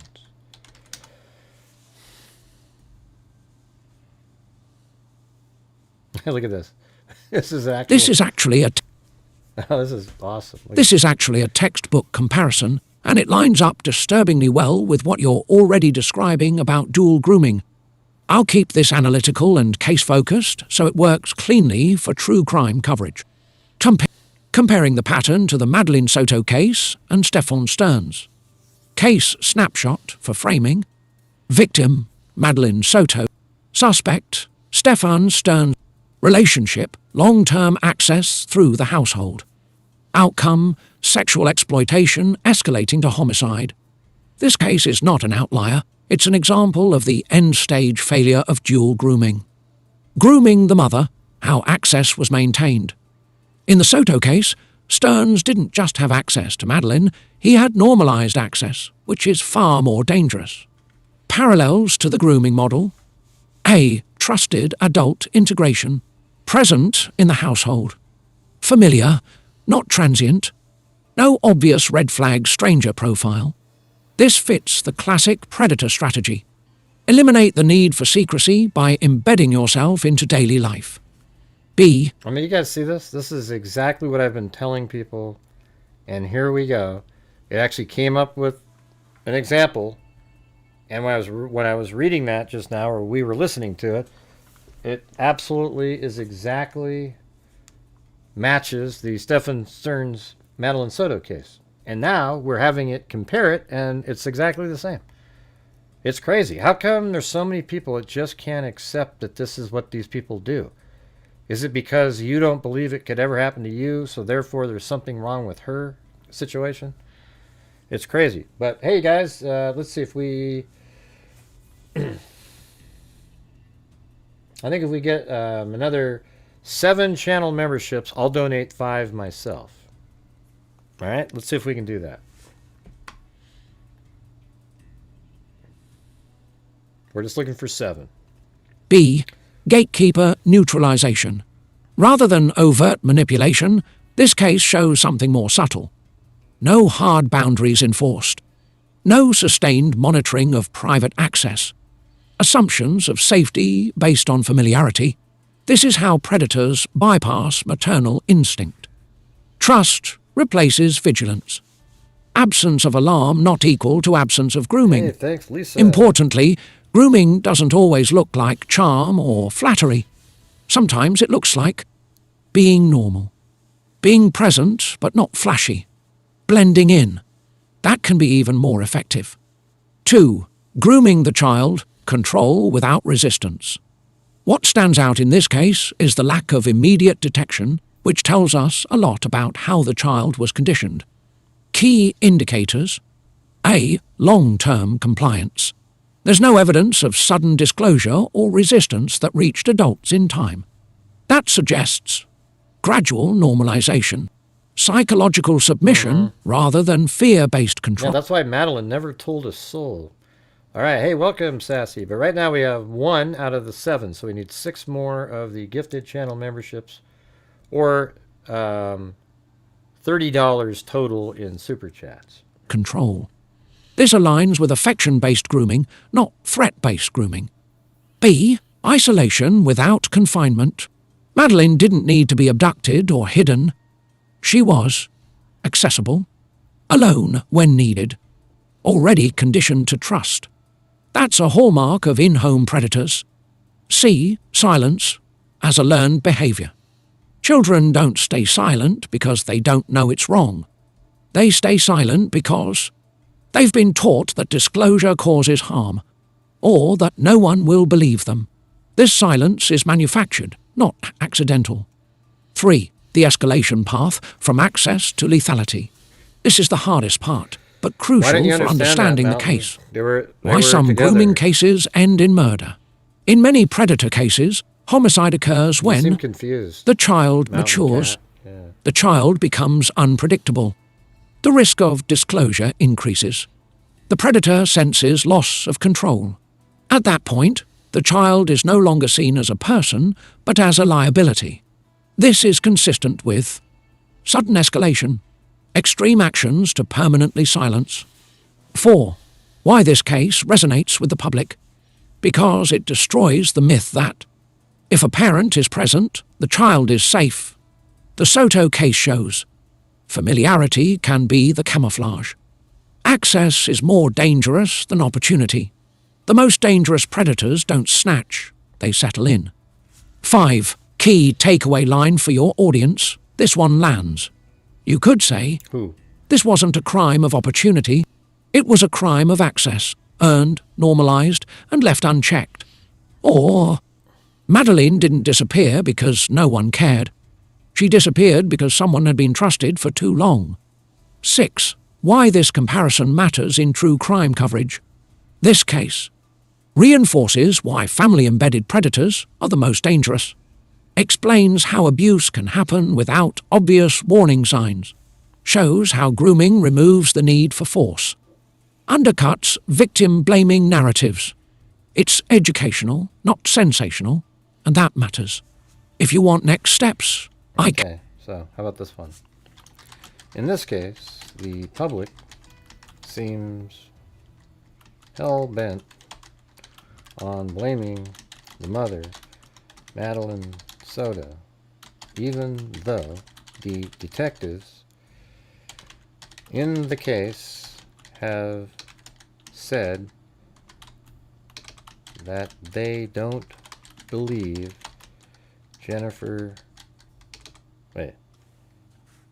the mother of Madeline, blaming the mother of Madeline Soto, even though the detectives in the case have said that they don't believe Jennifer was aware. Can you explain that? This will be good. Here we go. Hey, you guys, we need 6 more channel memberships up there. Yes, and what you're seeing is extremely common, emotionally driven, and very predictable in cases like this. It says as much about public psychology as it does about the crime itself. I'll break it down cleanly and responsibly. Why the public is so focused on blaming Jennifer Soto. Despite detectives saying they don't believe she knew, key people involved, for clarity: victim, Madeline Soto; suspect, Stefan Stearns; mother, Jennifer Soto. The need for a preventable explanation. The public hates randomness and vulnerability, especially when it involves a child. So when detectives say, "We do not believe Jennifer was aware," that creates unbearable discomfort because it implies a parent can do everything reasonably normal and still fail to protect their child from someone trusted inside the home. Blaming the mother restores a sense of control. There you go. Exactly. If I wouldn't have done that, this wouldn't have happened. It's a psychological defense mechanism, not evidence-based reasoning. Oh my God. 2. The mother as final barrier myth. Culturally, we've created an unrealistic belief. A good mother always knows. That belief is false, but deeply ingrained. So when abuse happens, that's KK for you, the predator becomes the monster, expected. The mother becomes the failure, unacceptable. People subconsciously think, if she didn't know, then no one is safe. Rather than accept that, they rewrite the story so. She must have known. or she should have known, or she ignored signs. This isn't about facts, it's about fear management. 3. How grooming actively distorts perception. This part is critical and often ignored. Predators like Stefan Stearns don't just groom children, they groom credibility and context. That includes appearing non-threatening, avoiding overt red flags, keeping abuse quiet and compartmentalized, making sure nothing forces the parent to confront reality. So, from a mother's perspective, there may be no clear incident, no disclosure, no behavioral explosion, no third-party confirmation, which is exactly why detectives say they don't believe Jennifer knew. 4. Hindsight bias is doing a lot of damage. Once we know the outcome, everything looks obvious. Online commenters freeze-frame normal behavior, reinterpret routine parenting decisions as sinister, assume information the mother did not have at the time. Detectives evaluate what she knew then, not what we know now. Hindsight bias turns uncertainty into obvious negligence, even when it wasn't. 5th, why detectives publicly defend her. This matters. God. Law enforcement. See, this is why chat AI is just so amazing. I mean, look how easy this is to understand and grasp. It absolutely nailed it. You know, there's no coaching of it. Nobody trained it to do anything. I mean, other than what it does out there. This is exactly what we've been talking about on here. I mean, literally. Enforcement does not lightly say, "We don't believe the parent knew." They do so only when evidence does not support knowledge. Digital, behavioral, and interview evidence align. There is no concealment or facilitation. If detectives suspected awareness or complicity, they would not say this publicly. They would stay silent or escalate charges. Their statement is intentional and legally meaningful. 6. The perfect victim, perfect parent trap. The public often demands a perfect victim who disclosed, a perfect parent who intervened, a perfect narrative where warning signs were clear. Real life doesn't work that way. Predators succeed precisely because they exploit normalcy. They hide inside routine. They rely on people not expecting evil from familiarity. 7. The uncomfortable truth people don't want to hear. Here's the line that usually makes audiences go quiet. If can happen without the mother knowing, then it could happen in any family. Blaming Jennifer Soto lets people believe. I would be aware. This happened because she failed, not because the system is vulnerable. That belief feels safer, even if it's wrong. This is exactly what Timothy and myself were just talking about a few minutes ago. This is exactly this. People say they hate Jennifer. They say these things because they don't want to believe that it could ever happen in their situation. So they have to turn her into the boogie woman. It's her fault. She knew. She was part of something. Instead of actually knowing. I mean, is there anybody in here that, like, just thought that about Jennifer, but after listening to this, you sort of get what we're saying now? Or are you still just, no? Because that just shows there's something wrong with you. This is exactly the reality here. This is how it works. And if you, after listening to this, and the way this is laid out, if you can't see it, then there's something wrong with you. That's it. All right? 8. Important distinction you can make on your channel. You can hold two truths at once. A child deserved better protection.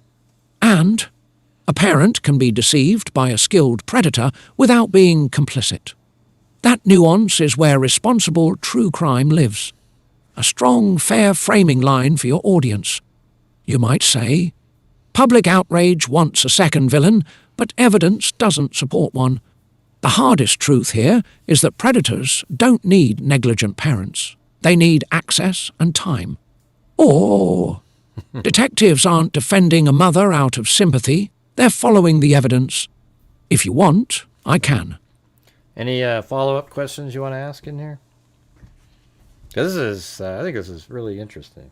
I think it was like, I mean, it matches the literature that's out there perfectly.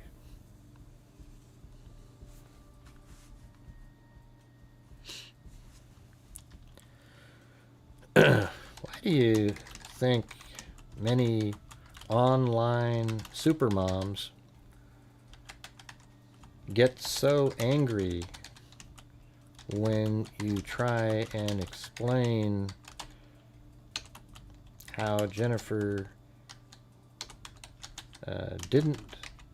Jennifer wasn't aware using the double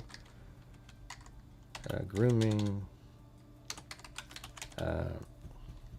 literature? Yeah, it's just pretty crazy. This reaction is very predictable, and it's less about Jennifer Soto specifically, and more about what the double grooming literature threatens in people's self-identity, especially online supermom communities. Here's what's really going on under the hood. Why supermoms react with anger to the double grooming explanation. Case anchor, for clarity, Jennifer Soto. Double grooming threatens their core identity. A lot of highly vocal online moms don't just parent. They've built an identity around being hyper-vigilant, always watching, always knowing, always intervening. Exactly. So when you say, a skilled predator can groom both the child and the parent without the parent realizing it, what they hear is, your vigilance might not protect your child. That's existentially threatening. Right. Anger is a defense against that fear. Exactly right. 2. Moral superiority is being challenged. Many of these reactions aren't about safety, they're about moral positioning. Online parenting spaces often reward statements like, I would never allow that. I always know where my kids are. I trust my instincts. Double grooming dismantles that hierarchy by saying, good intentions and confidence do not equal immunity. So, instead of engaging with the research, they attack the messenger. 3. The control illusion must be preserved.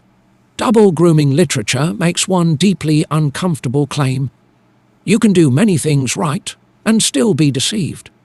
For people who rely on the belief that danger is always visible, intuition is foolproof, predators are obvious. That's terrifying. Blaming Jennifer restores control. This happened because she failed, not because the system is vulnerable. Anger keeps that illusion intact. 4. Empathy for Jennifer feels like self-indictment. Here's a subtle but powerful dynamic. If they accept that Jennifer didn't know, then they must accept. They could also be deceived. Right. They might miss something. They are not as omniscient as they believe. That self-reflection is painful. So instead they flip empathy into accusation. If I show compassion for her, I'm admitting it could happen to me. Anger avoids that It's actually similar. It's got a similar feel to the hot car death syndrome thing. You know, people think, oh, it can never happen to me, therefore the person is a shitty person. reckoning. 5. Double grooming removes the bad mom safety net. Many parents cope with fear by unconsciously ranking themselves above victims. I'd never let that happen.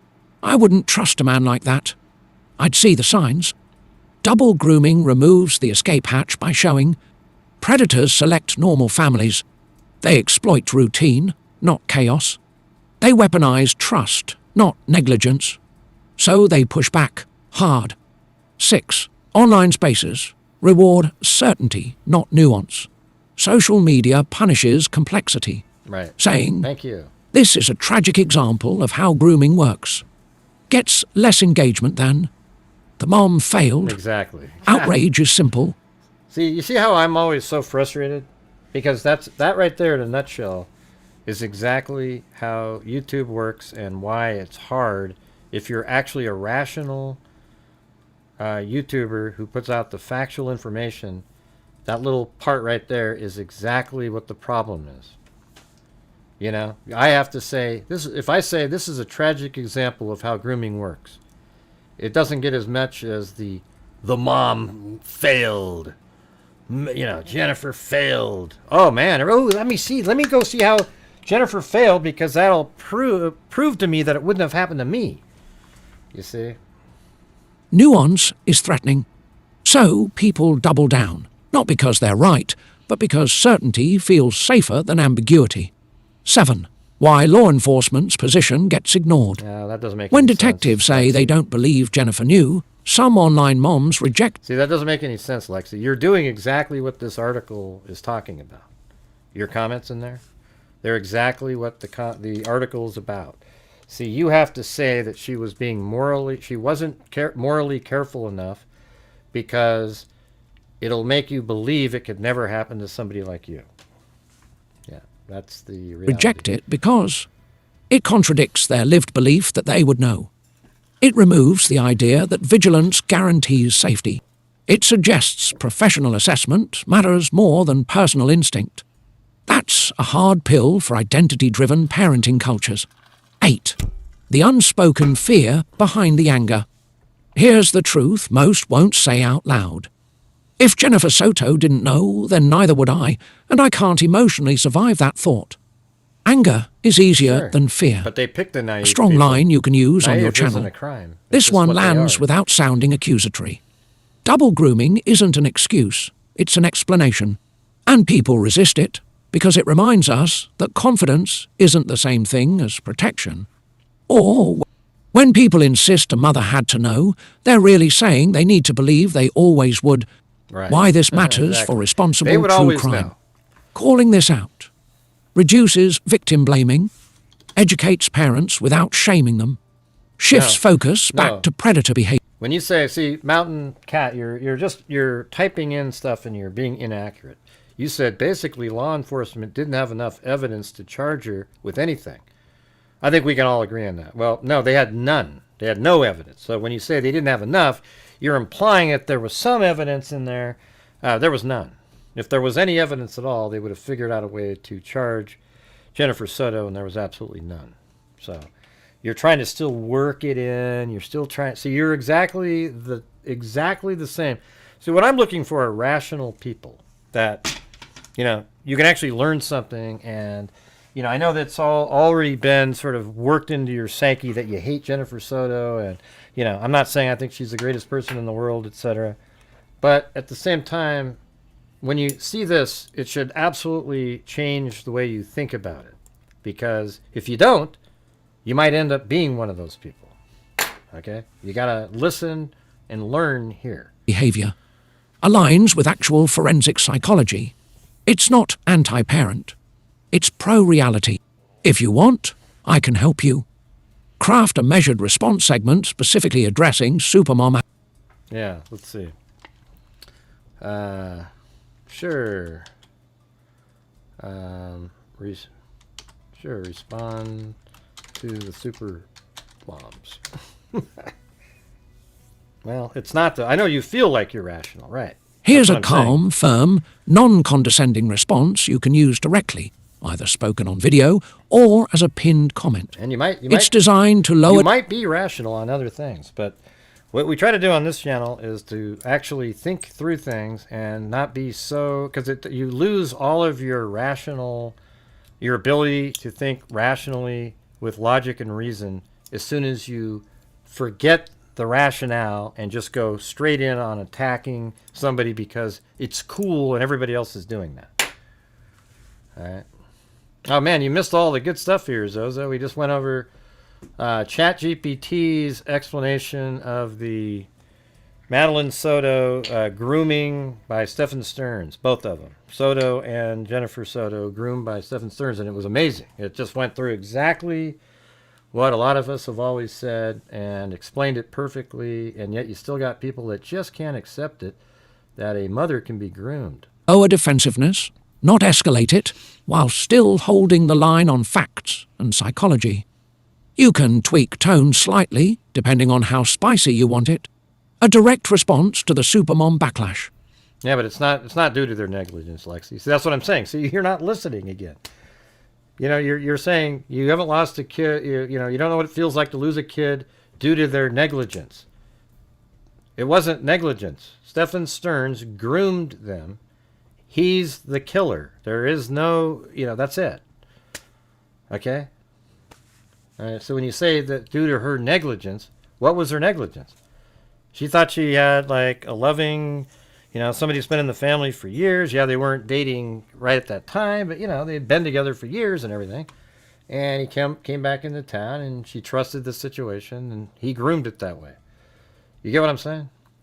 I don't know. I mean, I'm just trying to get you guys to see things differently, where we're angry with the killers, not the victims. It's the same thing as blaming Dylan Mortensen, Bethany Funk, or the Patty family for allowing, the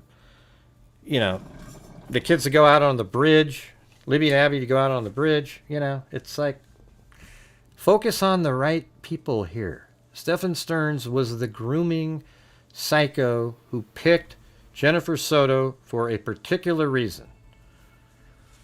No, it is chopped liver. And see you later. Okay.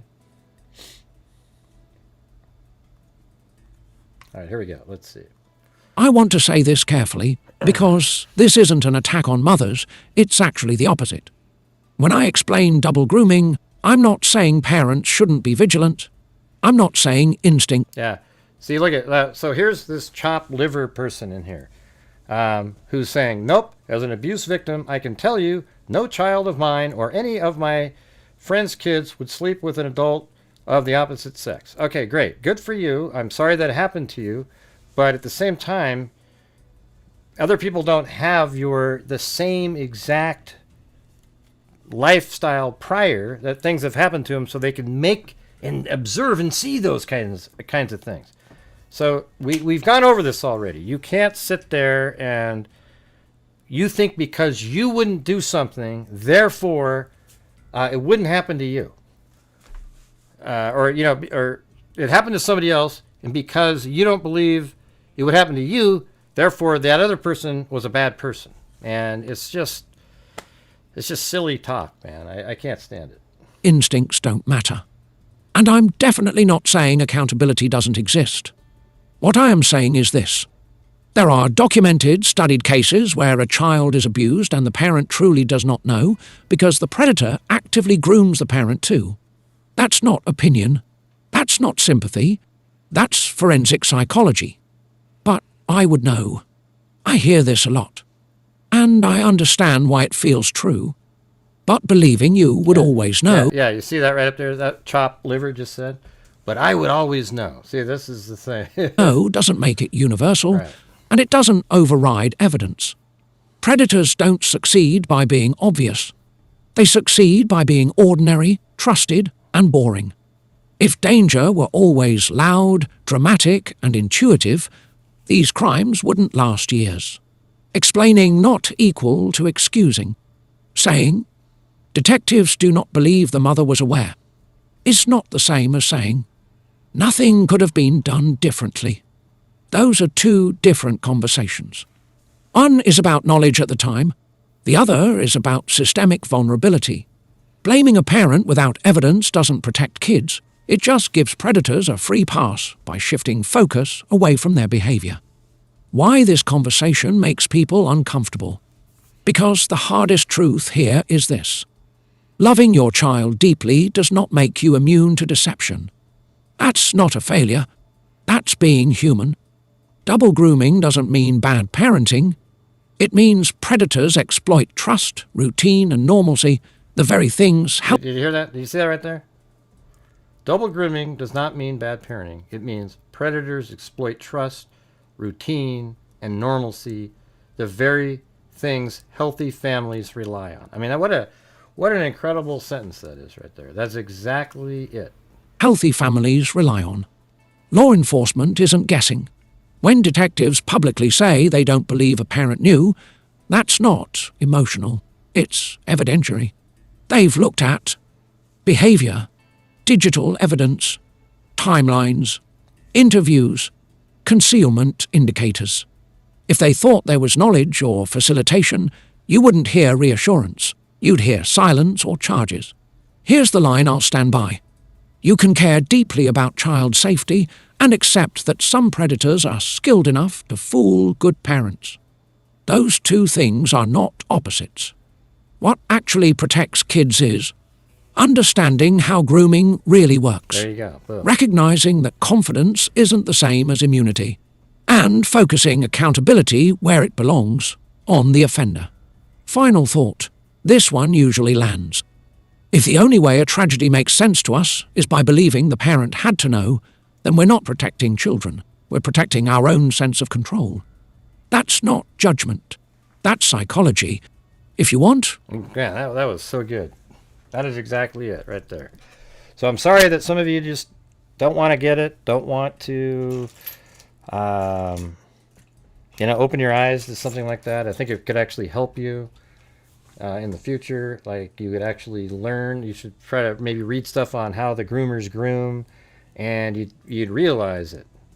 Okay? But it's out there, and I'm sorry that some of you just can't deal with it and learn like a rational adult. It's just...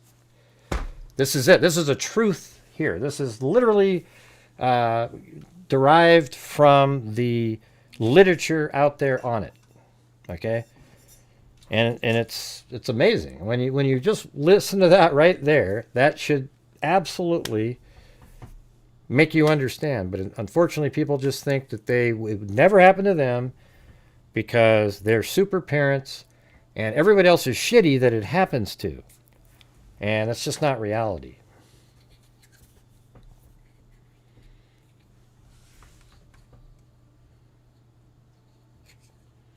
Right, but how do you know? See, that's the thing. Like, see, you're saying, see, again, look what you're reading.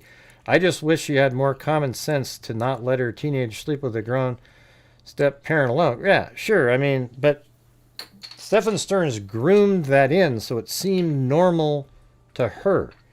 And it seemed normal to... maybe Madeline's probably the only one that probably knew it wasn't right, but he groomed her not to say anything. That's why she never even told a friend about it.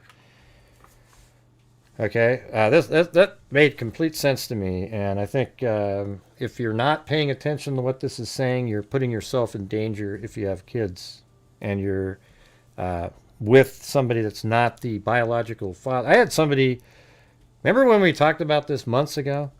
They said they would never even let their biological father of the kid be alone with their daughter. Like, who the hell are you? I mean, that's their kid too, okay? They're like, oh man, I wouldn't even trust my husband with my kid alone. Yeah, man, it's just asking for problems. And I'm like, what? Who the hell are you, man? Jesus, you're a crazy person. And by the way, there's women predators out there too. Do you want us to all start saying the same thing in reverse? Yeah, she was an easy target. Yeah, that's exactly right. She's not smart. She's an easy target, and he did exactly what predators do. Yeah, we've said this 1,000 times, Julie. You must have missed it every single time we've said that. I even said it today. She wasn't a genius.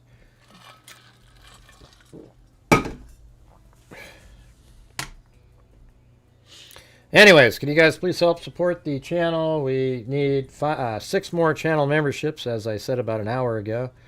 So if you guys have the ability to help support the channel... I'm not going to help you, Gray. What you said is not right at all, man. Jennifer knew. Alright, just looking to get to that goal, then I'll donate 5. We need 6 channel memberships gifted. And then I'll donate 5 memberships myself. Can we do that?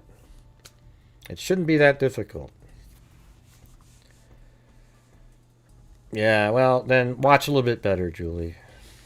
It gets really old. Your comments are always sort of a little off. Maybe come back tomorrow. I think the parents are responsible for their children. I'm not sure.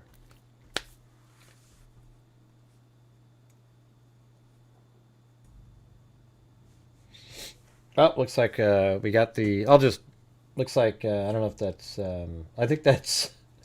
Marty got 5 of the coffees. Who's going to do 1 channel membership to get to 6. Okay, we just need 1, and then I'll donate 5 channel memberships. We just need 1, because he just sent 5 coffees, which is equivalent to 5 memberships.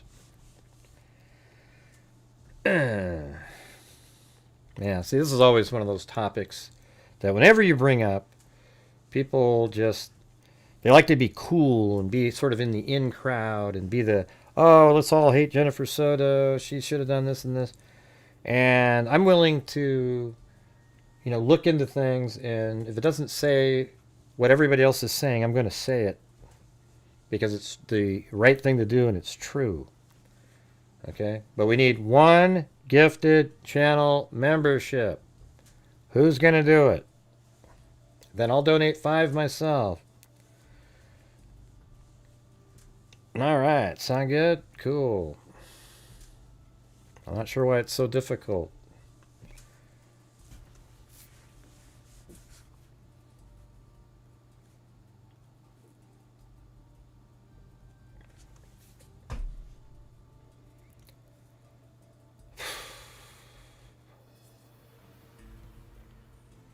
Yeah, but your opinions, though, you keep saying exactly the opposite, Lexi, of what we've just learned. So it's hard to have a conversation like that. Yeah, well, I'm going to keep calling you out as long as you keep saying the exact opposite of what we just learned, okay? We just learned those things. So we got to be able to do it. Hey, thanks. Let me put this on here. Thanks, Lexi. Yeah, I mean, that's just the way I do it. I hope it doesn't... don't think of it negatively. This is like Thanksgiving dinner over here. All right, hold on a second. Here's 5.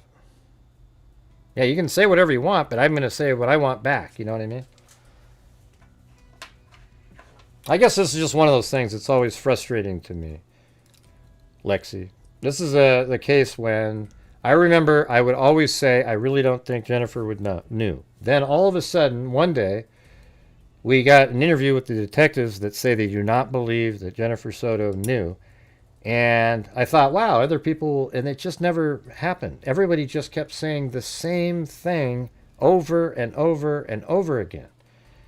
You know what I mean?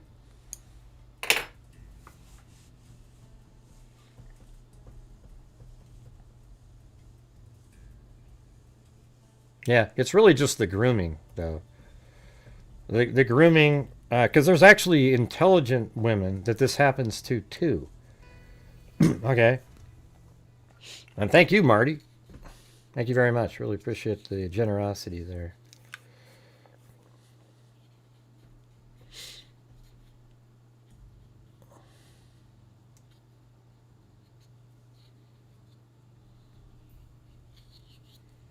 Yeah, I mean, I'm not trying to be, like, mean about it. I'm just saying if we just have this whole conversation about how it explains it, and then we still say, oh, well, she was just dumb as a box of rocks. I mean, she did this and this and this and this. I wish you were listening to the whole time, Zoza. You would see that it went through exactly what we've been saying for a long time. I almost kind of want to go back up to the top and play it, because it was pretty amazing. I mean, listen. You want to listen to this part up here, the first part again? Listen to this. Absolutely. And this is a really important topic for a true crime channel, especially if you're trying to educate rather than sensationalize. I'll break this down in a way that's accurate, psychologically grounded. Isn't that funny? Because that's what I always say. We don't sensationalize stuff over here. Grounded and YouTube friendly. How child predators manipulate both the mother and right, but there's also intelligent people that it works on too. So it just made her even an easier target. So her being stupid and all this stuff, it's really kind of irrelevant, other than it made it a little easier than other people that it happens to that aren't stupid. That's why it takes them so long to do it. Child. This isn't random or impulsive behavior. In most cases, it's deliberate, staged, and strategic. Predators who succeed long-term almost always groom the entire family system, not just the child. Think of it as dual grooming. Grooming the mother, or primary caregiver. The predator's first real obstacle isn't the child, It's the adult gatekeeper. Common tactics. A. Becoming safe and useful. Offers help, babysitting, rides, money, fixing things. Positions himself as reliable and present. Creates dependency, emotional, logistical, or financial. This reduces scrutiny because he helps so much. Why would he hurt my child? B. Yeah, you don't have to. Oh, I didn't know the mod. Yeah, don't. The moderators, you don't have to call anybody else out. Okay. If I'm arguing with somebody, you don't need to join on the bandwagon. All right. I didn't realize that was happening. All right. Sorry about that. Yeah. So if I'm arguing with somebody, just let it be me arguing with that person. All right. I mean, I know that's sort of common in different places, but. B. Emotional grooming. Many predators target vulnerable mothers, single parents, emotionally isolated, financially stressed, history of abuse or low. Oh, yeah. Let me go to the bottom over here. Everyone claims that Jennifer is just really stupid and naive, and that's why, and that made it easier for her to be groomed by Stearns. Okay, let's see what it says to that. Okay? Anyway, sorry about that, Lexi. This accusation, she was just stupid or naive, is one of the most common and most misleading ways the public explains cases like this. It feels intuitive, but it's actually psychologically lazy and contradicted by the grooming research. Here's how to explain it clearly, without defending wrongdoing or attacking critics. Why stupid or naive is the wrong framework, and why people cling to it anyway. Case anchor. Mother, Jennifer Soto. Perpetrator, Stefan Stearns. Pay attention, everybody. Grooming does not target intelligence. This is the first misconception to kill. Predators do not select victims' parents based on IQ. They select based on access, predictability, trust, and stability. Research and case histories show parents who were educated, competent, organized, loving, involved, can still be groomed. If stupidity were the main factor, we wouldn't see. Teachers, nurses, social workers, psychologists. Oh man, it stopped right there. Man, that was so cool. That's exactly what I'm trying to tell you guys. If stupidity were the main factor, we wouldn't see. Teachers, nurses, social workers, psychologists, law enforcement spouses, ending up deceived in similar cases. But we do, repeatedly. 2. No, Naive it's true, is a Zozo. retroactive It's label, true. not a cause. That's why it's here. Calling Jennifer naive is hindsight bias, pretending to be analysis. People are judging her, with knowledge she didn't have, after the outcome is known, without seeing daily context. At the time, there may have been no disclosure, no obvious behavioral alarm, no external confirmation, no clear violation that forced action. That's not naivete. That's operating with incomplete information, which every parent does every day. I know what to ask next. 3. Grooming works because people are normal. Here's the uncomfortable truth. Grooming exploits healthy human traits, not ignorance. Traits like trust, routine, conflict avoidance, assuming good intent, not sexualizing every interaction. No, it's because it's the same wording that's in the documents. They're just putting it together where it's easier to understand. I've read the same stuff. That's why. Predators rely on the fact that most parents are online not and check it out. constantly suspicious. You know, so the thing is, you've agreed with this stuff, Zozo. We've talked about this many times, so I'm not sure why tonight you're sort of switching around, trying to, I mean, just, this is reality right here. Okay? Suspicious. If they were, family life would be impossible. Calling that stupidity... Yeah, I'm not saying she's the smartest person in the world. Maybe her naivete, whatever you want to call it, made it a little easier for this guy. But as we just saw, there's very highly educated people that have the same thing happen to them. So maybe it was just that much easier in this case. You know? That stupidity is unfair and inaccurate. 4. Why this insult is emotionally convenient. Labeling Jennifer as dumb or naive serves a purpose for commenters. It creates distance. That wouldn't happen to me because I'm smarter. Right. That belief restores emotional safety. See, exactly. If the explanation were instead, a skilled predator can deceive normal parents, then the threat becomes universal, and people don't want that. So they downgrade the mother. 5. Law enforcement rejection of this narrative matters. Detectives didn't say. She missed obvious signs. She was careless. She ignored warnings. They said they do not believe she was aware. That tells us there's no evidence of knowing facilitation, no concealment behavior, no pattern of willful blindness. Right, okay. If investigators Well, thought incompetence played a central This isn't role, bullshit, though. their language This is would be real. very different. 6. This is Intelligence, right on. not equal to immunity. This is key. Many online supermoms believe. Awareness equal to safety. Vigilance equal to immunity. Intuition equal to detection. But grooming doesn't defeat intelligence. It defeats assumptions. And assumptions are something all humans rely on to function. 7. A line you can use to shut this down cleanly. Here are a few that work well without sounding defensive. Grooming doesn't require a stupid parent, just a human one. Or, if intelligence prevented grooming, these cases wouldn't exist. Calling a mother naive doesn't explain the crime, it just makes people feel safer. 8. The bigger danger of this narrative. When people frame these cases as, that only happens to dumb parents, they stop learning from the case. Ignore real warning patterns. Underestimate predator sophistication. Falsely believe they're immune, which ironically makes future grooming more likely, not less. Bottom line, this is the truth. Jennifer Soto doesn't need to be stupid or naive for this to have happened.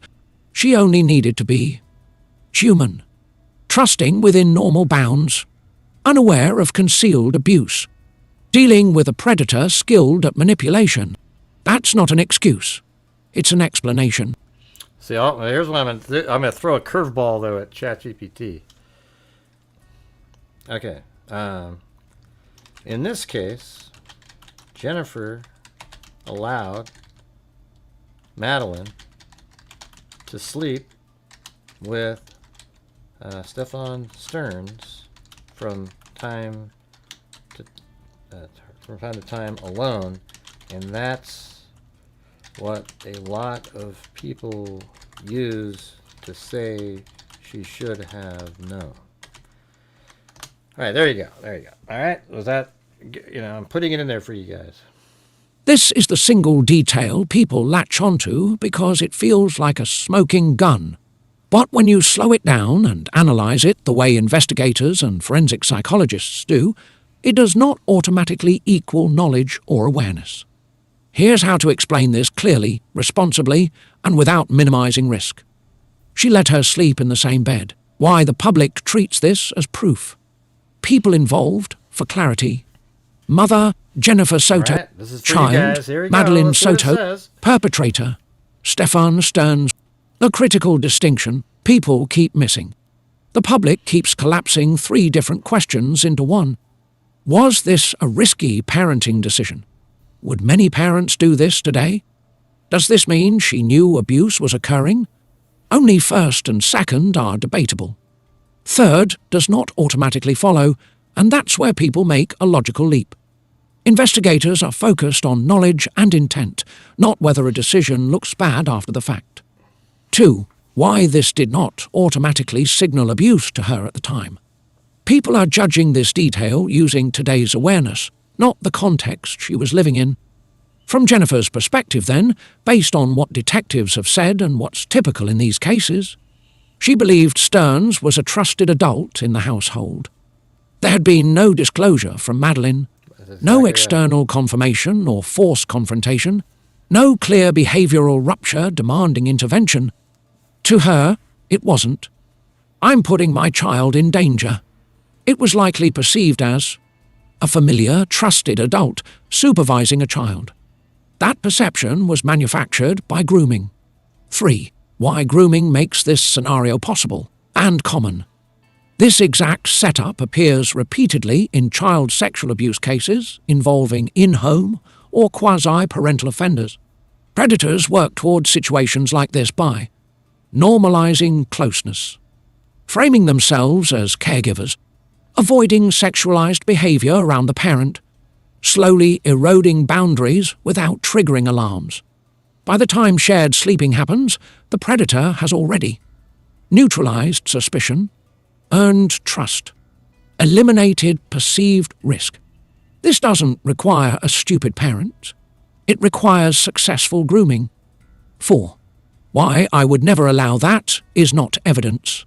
A lot of outrage comes from people saying, I would never let my child... See, that question like that is just so unhelpful, Diane. Verdict, or not yours, the other one. Verdict, no, I think it was verdict set up there. Mountain, of course, there's always lots of factors, but what was her responsibility as a parent? See, and that just avoids the entire topic that we're talking about here, okay? It has nothing to do with what we're talking about. You know, if you're not aware, you're not aware. Child sleep with a man. That's fine, but it's not proof of knowledge. Parenting norms vary by culture, vary by family structure, vary by era, vary by perceived role of the adult. Investigators do not evaluate cases by what would the safest possible parent have done. They evaluate by, did this parent knowingly expose the child to abuse? Those are very different standards. 5. Why detectives still say they don't believe she knew. This is the part people ignore. If Jennifer knowingly allowed this despite awareness of abuse, investigators would see concealment behavior, conflicting statements, digital corroboration, minimization after disclosure, defensive narrative shifts. Instead, law enforcement has publicly said they do not believe she was aware. That statement reflects interviews, evidence review, timeline consistency. It is not casual reassurance. 6. The hard truth people don't want to accept. Here it is, plainly. A parent can make a decision that in hindsight looks dangerous without knowing it was dangerous at the time. That doesn't mean the decision was ideal. It means knowledge matters. Hindsight turns vulnerability into obviousness, but obviousness only exists after the crime is known. 7. Why this detail becomes the focal point? Because it lets people say, there, that's the moment she should have known.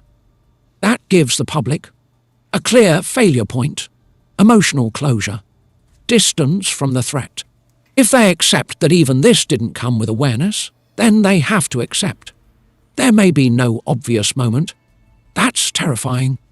8. A clear, fair way you can say this on your channel. Here are a few lines that hold up under scrutiny. You can argue that allowing shared sleeping was a poor boundary. Right. You cannot automatically argue it proves she knew abuse was happening. Or investigators look for knowledge, not parenting perfection. Those are not the same thing. That detail explains how access happened. I mean, there's got to be a certain point that if you're being groomed, that there's got to be like, there's moments where, you know, a lot of parents probably, that's why, you know, like the unsuccessful predator, a parent at some point figures something out, but some people just don't figure stuff out. Happened. It doesn't prove awareness. Bottom line, this... Yeah, it is normal, but that's what he's talking about. It's like the normal belief about her behavior, it just means people aren't really aware of how this all works. That's why they think that way. This is the line investigators are drawing. Allowing shared sleeping explains opportunity. Well, she's a single parent, Lexi. She's a single parent with a child and needed help to, you know, like she financially wasn't doing great. And he was around, and they were together for a long time, and he was a trusted member of their family. You know, and she isn't, like we said, I mean, she's obviously got, I think what is she, bipolar or something? She's got some kind of mental issue. And these people pick people like that. For her, like if you were going to pick somebody, would you pick a doctor or somebody like Madeline Soto, that single kid, kind of, you know, maybe I don't really know how to explain it. I mean, we say naive and she's not the smartest person in the world because it makes it, when I say it, I'm saying it because I think that gave Stearns a better chance of success. Okay? That's it. But it also works. Some of these predators are able to get even intelligent people. Okay? Now I'm going to throw out one more thing in there. At one point, Jennifer mentions that she wondered if a Woody Allen situation was going on, but thought she should trust Stefan. That's what she said. She kind of said like, well, she didn't want to be untrusting. This is the hardest detail for people to process, and it's exactly where nuance usually collapses online. On the surface, it sounds damning. In context, and through a grooming lens, it actually explains why investigators still say she didn't know. Let's slow it down carefully. The Woody Allen thought, what it actually means and what it doesn't. People involved. Mother, Jennifer Soto. Victim, Madeline Soto. Suspect, Stefan Stearns. Reference, Woody Allen, used as a cultural shorthand, not a factual comparison. What people think this statement proves. Online critics here. I wondered if a Woody Allen situation was going on, and translate it into, she suspected sexual abuse and ignored it. That translation is psychologically inaccurate, because suspicion not equal to belief, not equal to knowledge. 2. What that thought actually signals psychologically. In grooming cases, fleeting intrusive thoughts like this are extremely common, especially when boundaries feel vaguely off but not concretely violated. What matters is how the thought was resolved. In Jennifer's case, according to what's been reported and how detectives interpret it, the thought arose as a momentary discomfort. There was no disclosure from Madeline, no confirming behavior, no escalation that forced certainty, and the predator actively reassured and normalized. So the thought didn't crystallize into belief.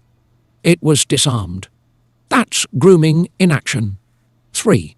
Why grooming targets doubt, not just trust. Predators don't just want trust.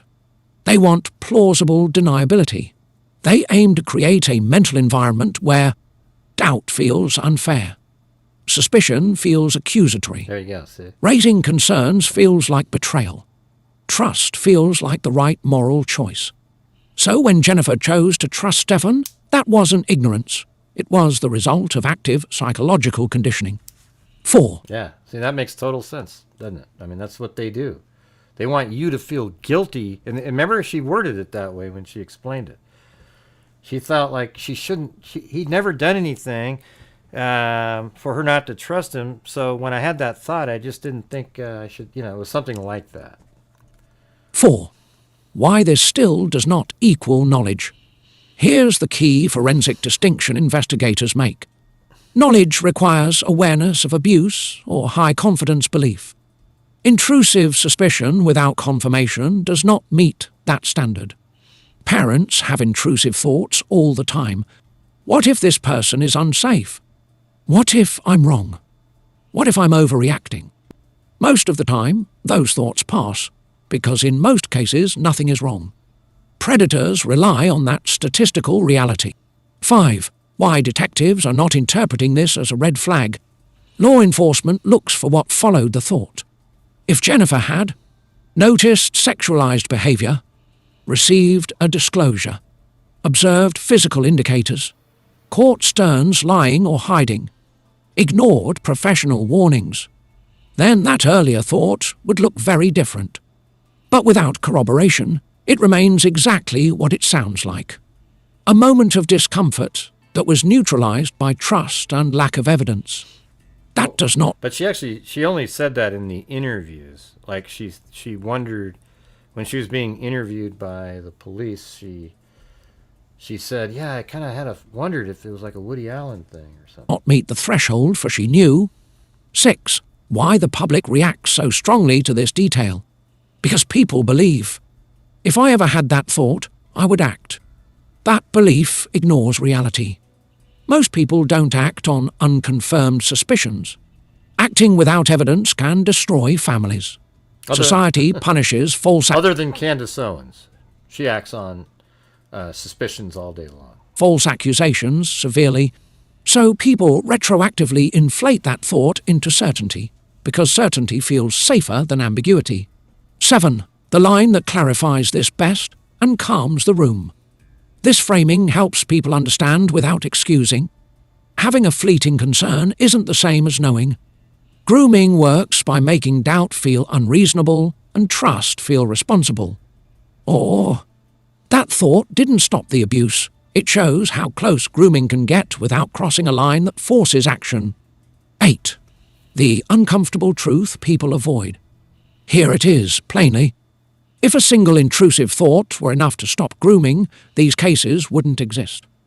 Predators succeed because they operate below the threshold of certainty, where action feels unjustified. Bottom line. Jennifer mentioning a Woody Allen situation does not mean she believed abuse was happening, does not mean she knowingly ignored it, does not contradict detectives' conclusions. It actually demonstrates how close grooming can come to detection without triggering it. That's not stupidity. That's the danger. If you want, next I can. Anyways, help. I thought this was pretty damn interesting. You know, what's sad is so few people actually were here to watch it or hear what was being said. It's all from literature, you know, like it obviously it was saying exactly the same thing that I've read out loud, but it was cool how it was able to sort of synthesize it together in something, especially the British voice. I mean, the British voice gives it a hell of a lot more credibility too, right?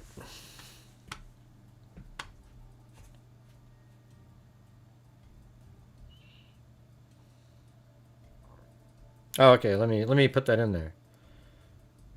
Let's see. I'll put that in there, Lexi. Let's see. I feel a mother's intuition is strong. So after listening to ChatGPT, how do mothers follow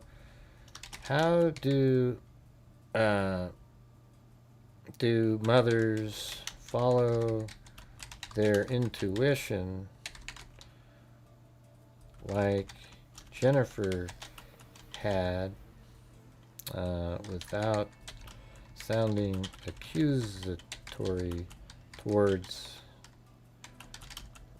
let's see, how do mothers, towards the predator, or in this case, how would Jennifer have approached Stearns with her thoughts, and how would he likely, I know how he would have responded. He would have made her feel guilty. Watch, he'll say that. How would he likely have responded? All right, let's see. This is a really important question because it gets at the practical gap between intuition and action and why predators survive in that gap. I'll walk through this in 3 parts. How a mother can follow intuition. This is a really important question because it gets at the practical gap between intuition and action and why predators survive in that gap. I'll walk through this in 3 parts. How a mother can follow intuition without being accusatory. How Jennifer realistically could have raised the concern. How a groomed predator like Stearns would almost certainly respond. This is not hypothetical in the abstract. This pattern is documented over and over. The core problem, intuition, is vague. Accusations require certainty. Intuition rarely says, "This person is abusing my child." It usually says, "Something feels a little off, but I can't explain why." Something's not quite right. And that's the trap. To accuse someone, especially a trusted adult, you're socially expected to have evidence, specificity, confidence. Without those, the accuser risks blowing up the household, falsely accusing someone, being seen as paranoid or unfair, damaging the child emotionally. So mothers... Hey, before we continue on, remember the actor the other night that we were talking about? The guy from the Revenge of the Nerds guy? Remember how I was sort of uncomfortable at the end when we were going through it? Like, man, I don't know. This sounds pretty weak. The accusations that were made in that document. Do you guys remember that? Put a 1 if you remember the other night when we went over that. And while we're going through it, I was like, man, I don't know. This seems kind of weak. And then I had pushback in there. But reading those documents, I thought it sounded pretty weak. And it turns out that the judge, they had a hearing, and he actually, there was a, what do you call it, bail amount, and he completely wiped it off, 0 bail. They heard this other information, and the judge was just like absolutely pissed off that they even, I'm not even sure it's going to go to court trial now. I mean, it was like they actually had one of the kids in there. They had him on tape saying he didn't do anything to me. And it's really just kind of the parents. Remember, we even decided, it sounded like the parents were looking to exact revenge against him. Isn't that crazy? Yeah, see, if you look at the information there was very weak. And I don't think, if that's all they've got, there's no way he'd be found guilty. That was really ridiculous. But anyways, back to this. Others often try to test the concern indirectly, not confront it head-on. 2. How Jennifer could have raised it. Non-accusatory, realistic. Based on what we know, Jennifer's Woody Allen thought would almost certainly not have been voiced as, "Are you sexually abusing my daughter?" That almost never happens. It would sound more like boundary clarification, framed as her issue, not his wrongdoing. Here are examples of how a mother typically approaches this. Boundary-based framing. "I've been thinking, maybe we should stop Madeline sleeping in the bed. I know it's probably fine, but it's just been on my mind." Notice, no accusation, no mention of sex. Responsibility placed on her feelings. B. Cultural, external framing. You know how people online are really sensitive about this stuff now. I don't want anyone getting the wrong idea. This lets her raise the issue without implying he's dangerous, without admitting suspicion. Child-centered framing. "I think Madeline's getting a little old for this. We should probably start changing that." Again, no allegation, no confrontation, just normal development. This is exactly how intuition is usually tested in real life. 3. How a predator like Stefan Stearns would respond. This is where grooming becomes visible. A skilled predator does not react defensively. He reacts reassuringly. Here are the most common responses, often combined. Calm reassurance. "Wow. Yeah.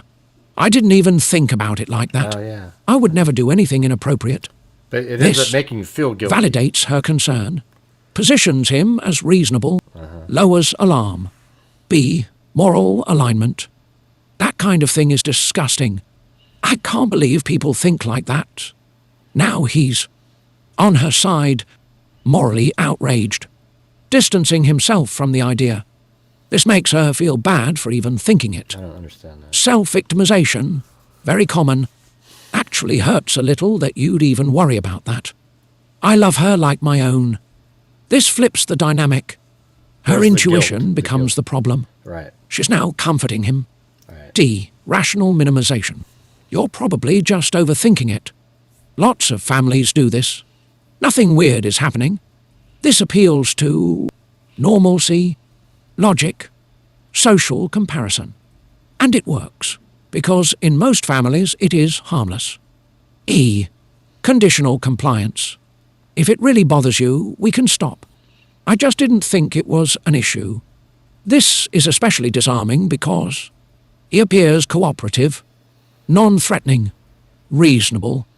Even if abuse continues in other ways, the confrontation dies here. 4. Why this still wouldn't produce knowledge. From an investigative standpoint, after an exchange like this, there's no admission, no evidence, no disclosure from the child, no escalation. So the mother walks away thinking, I raised it. He responded appropriately. Maybe I was just anxious. That's not denial. That's social conditioning plus grooming plus lack of proof. 5. Why people overestimate what intuition can do. Many people believe, if I had that thought, I'd immediately stop it. But real life doesn't work like that. Acting decisively requires certainty, justification, confidence, you're not harming your child or falsely accusing someone. Predators thrive in exactly this grey zone. 6. The brutal truth, but the honest one. Here it is, plainly. Intuition raises questions. Evidence forces action. Grooming is designed to keep intuition from ever becoming evidence. 7. A line you can use that explains... What a perfect line that was. I was waiting to see what they were going to say about that. Grooming is designed to keep your intuition from ever becoming evidence. Isn't that amazing? Because he grooms the kid to not say anything, so there's no evidence. That's crazy. Explains this perfectly. This one resonates and doesn't sound defensive. Jennifer didn't ignore her intuition. She tested it. Grooming works by passing those tests. Or, predators don't panic when questioned. They reassure, normalize, and wait. Bottom line. Jennifer could have had the thought, raised it gently, received a calm, reassuring response, seen no immediate red flags, and reasonably believed the concern was resolved. That sequence does not equal knowledge. It equals a predator successfully maintaining trust. That's exactly why these cases are so dangerous. If you want, next I can. Anyways, pretty interesting shit, right? I mean, I don't know. I don't think a lot of other channels will even give a shit to, dig around like that deep into this one topic. I mean, that was like an hour and something of. I mean, shit. I think a lot of us are hell. I mean, even though I've already read a lot of this stuff, I feel like I know it better, of exactly what these people do, and it's pretty freaky. So there you go. What'd you make of that, Lexi? That was for you. That was yours. Yeah, I did too. I mean, I learned some too. I mean, I already from reading knew that this is what they did, but it was really interesting to hear it so, explained in a way that, not like a textbook would say it. It was kind of like we're just having a conversation, and ChatGPT. It's kind of creepy, really. ChatGPT. It's I think it's one of the better models out there. Some of the other ones, like the one on Google, seems kind of dumb. Like it literally, I see mistakes in it.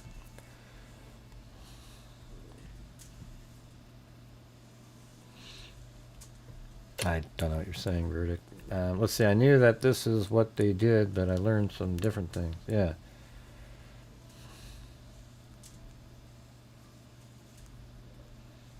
Serves more to explain why you should just act based on intuition. No, it doesn't. I mean, I guess after, if you believe everybody's a predator, sure. It explained, though, that people don't normally act on, intuition, you going, I wonder if this is a Woody Allen thing. If you didn't have any proof at all, you're just going to, go right up and say, are you sleeping with my... Nobody does that, man. If ChatGPT isn't grooming us, who knows? Who the hell knows, man? Who the hell knows? But anyways, I want to thank, let's see, Elaine Talling, Chris O'Connell, gifted 5. Then we had Charisse Rodriguez, and then Among Us, and then Silva is here, gifted a membership. Then Roger Smith, then new member Rock Girl Media, 57 months. Thank you. Then Monique Edmonds, and thanks for that. And then Candy Edwards did, or Camden Edwards gifted another one, and then Bungus gifted one, and Camden Edwards, 33 months. We had Julian Kane, and then Jeffrey Sedal gifted a membership, and then Chris O'Connell gifted 5 more, and then a super chat, and then she gifted 10. And then we had Roger Smith, Charity Rodriguez, Jeffrey Sedal, DDWM, Timothy Cecil, Sassy, Lisa Valenzuela gifted one, Sassy, new member, and then Lexi. I don't know if she took off, but that was answer to her question there. She gifted a membership. Then I gifted 5 because you guys gifted 6, I think. And then Lisa Valenzuela. And then we had a few massive buckets of coffee by Marty's Bar and Grill. Anyways, thank you guys. You guys are awesome. So, again, special thanks to Marty's Bar and Grill and Chris O'Connell, who also gifted memberships on the earlier show tonight. So, anyways, thank you guys. Really appreciate it. What do you guys make of that? Didn't you find that, educational at least? And it's not like it's an opinion of ChatGPT. It's actually using just the literature out there. I mean, some of it might be based on, like, I don't know. I mean, I guess the thing is, it is probably true if somebody isn't very smart and somebody is, has some mental issues, they're probably a much better, easier target to succeed with. But the skilled predator can even convince smart people. So you got to be very aware, even if you think you don't need to be because you're so smart, etc. Now, if you're already married and everything with the biological father, you probably don't have to worry too much about it. I mean, it just kind of, the whole conversation sucks, that part of it. I think it's interesting trying to figure out what the predators do, though. Yeah, I think a lot of people, like, I think if, like Zozo just said, she watches too much true crime for that shit to happen. Like, I think if you were, I think you'd just be way more paranoid and be observing things, and it might not happen to somebody like that. But if you're just like a normal person out there, just on a normal dating world, and you're not a true crime person, and you could even be into true crime, but just not a lot, you might not notice it, So I guess that's the deal. And plus, we talk about it all the time.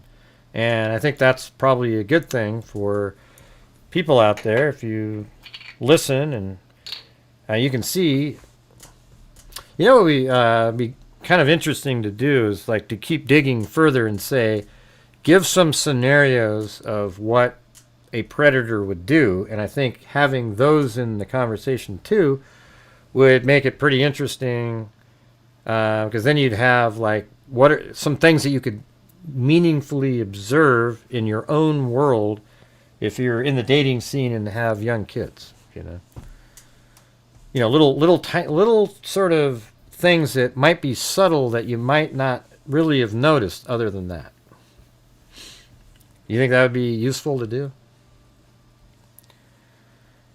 Yeah, we've covered so many of these types. It's absolutely crazy.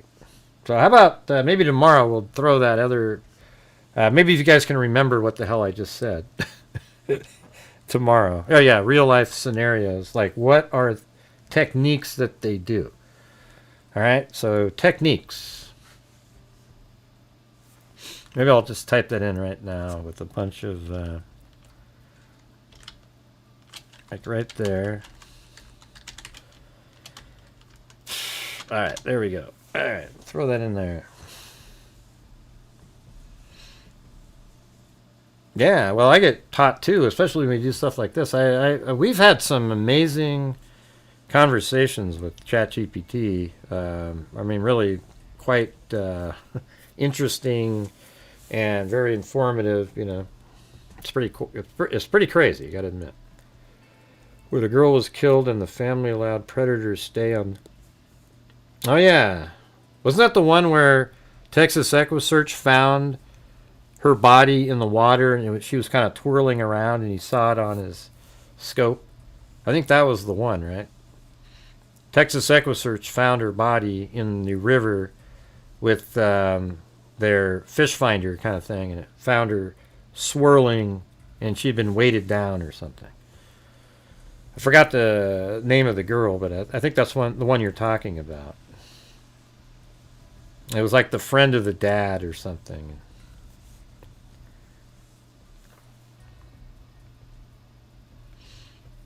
Yeah, it's true. I mean, they must be successful often, these predators, or they wouldn't just keep doing it. You know, that's what's weird when you watch some of these shows on YouTube where they're out there catching predators. Man, when they caught that person, how many other person were they successful with prior to that? It's crazy.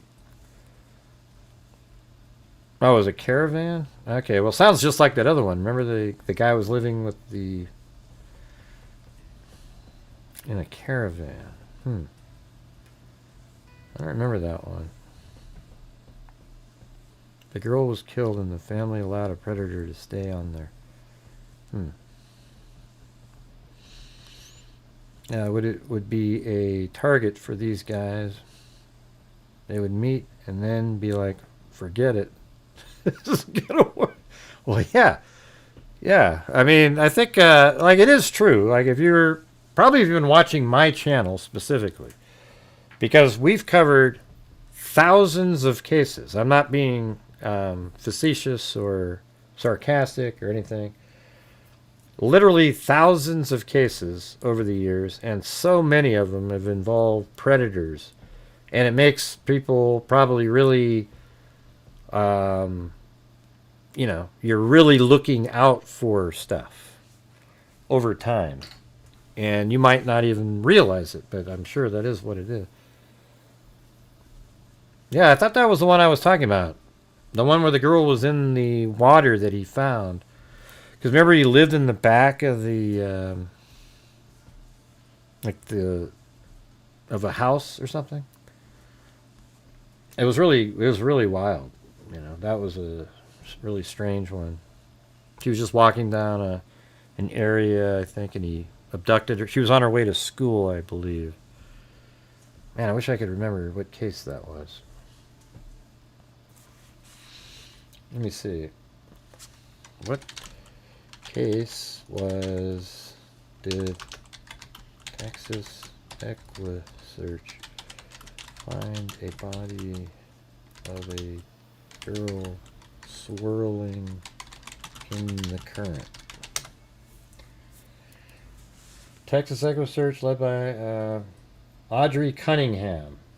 Yeah, wow, that's crazy. Let me see if I can find it in here. Audrii Cunningham. Right here. All right.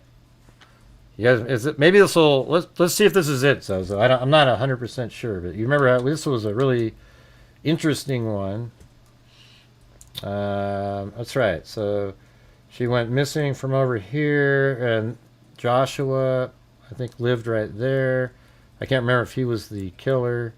And then there's a bus stop over here. And then I think that's right. And then remember how the killer drove down here, and then her body was found swirling in the water right down there. Is that it? Did the guy have a... I don't know if he did or not. This is Texas EquuSearch, led by Tim Miller, recovered the body of 11-year-old Audrey Cunningham on February 20th, 2024 from the Trinity River near Livingston, Texas. The search involving drones and boat crews. Audrey went missing on February 15th, 2025 after being escorted to a bus stop by a family friend, Don Stephen McDougal, who was later charged with her murder. See, that's what I was thinking you were talking about. Because remember, this guy lived in, it says, recovery was described as a massive days-long effort. No, that was the one. Missing Audrey tied to a rock. See, isn't that crazy? She was tied to a rock and was tied on a rope, which was then tied to a rock. It's a pretty crazy one. I don't know. I don't remember the swastika or anything like that. Oh, that was it then. Okay. Yeah. Hey, at least we were on the same page that time. That was good. we were actually thinking of the same one.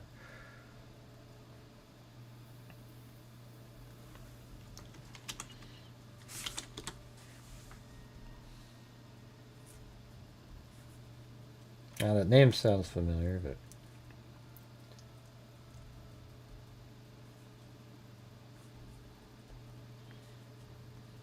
All right, anyways, thanks everybody. Really appreciate it. Again, thanks everybody.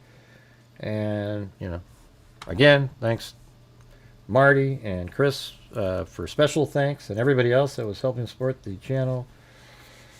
That was very cool, very cool. But, yeah, tomorrow we'll try to figure out exactly some of the techniques these guys do and see if we can...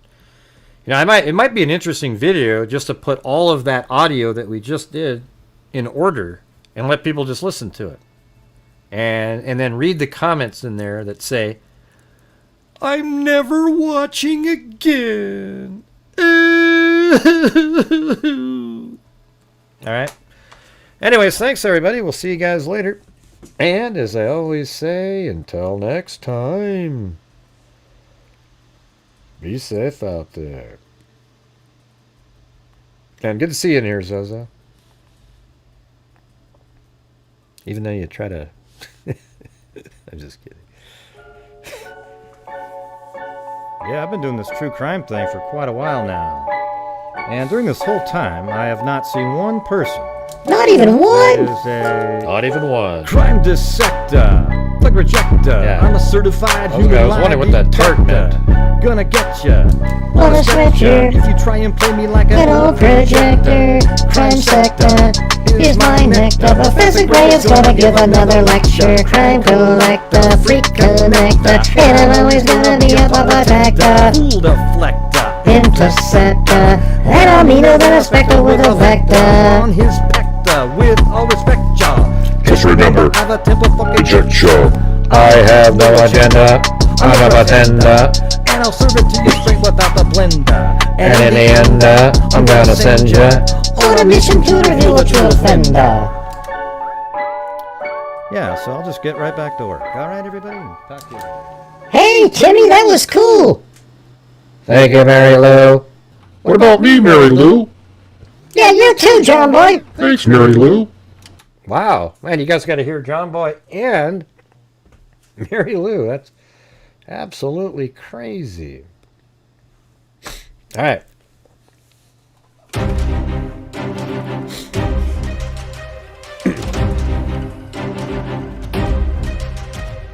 Thank you for watching Gray Hughes Investigates on YouTube, where we use logic, reason, and common sense to figure out true crime cases. Thank you very much for watching, and as I always say, until next time, be safe out there.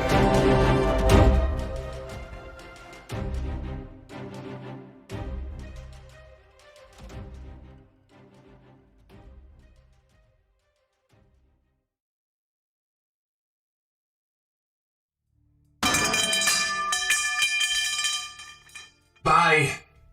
See you around.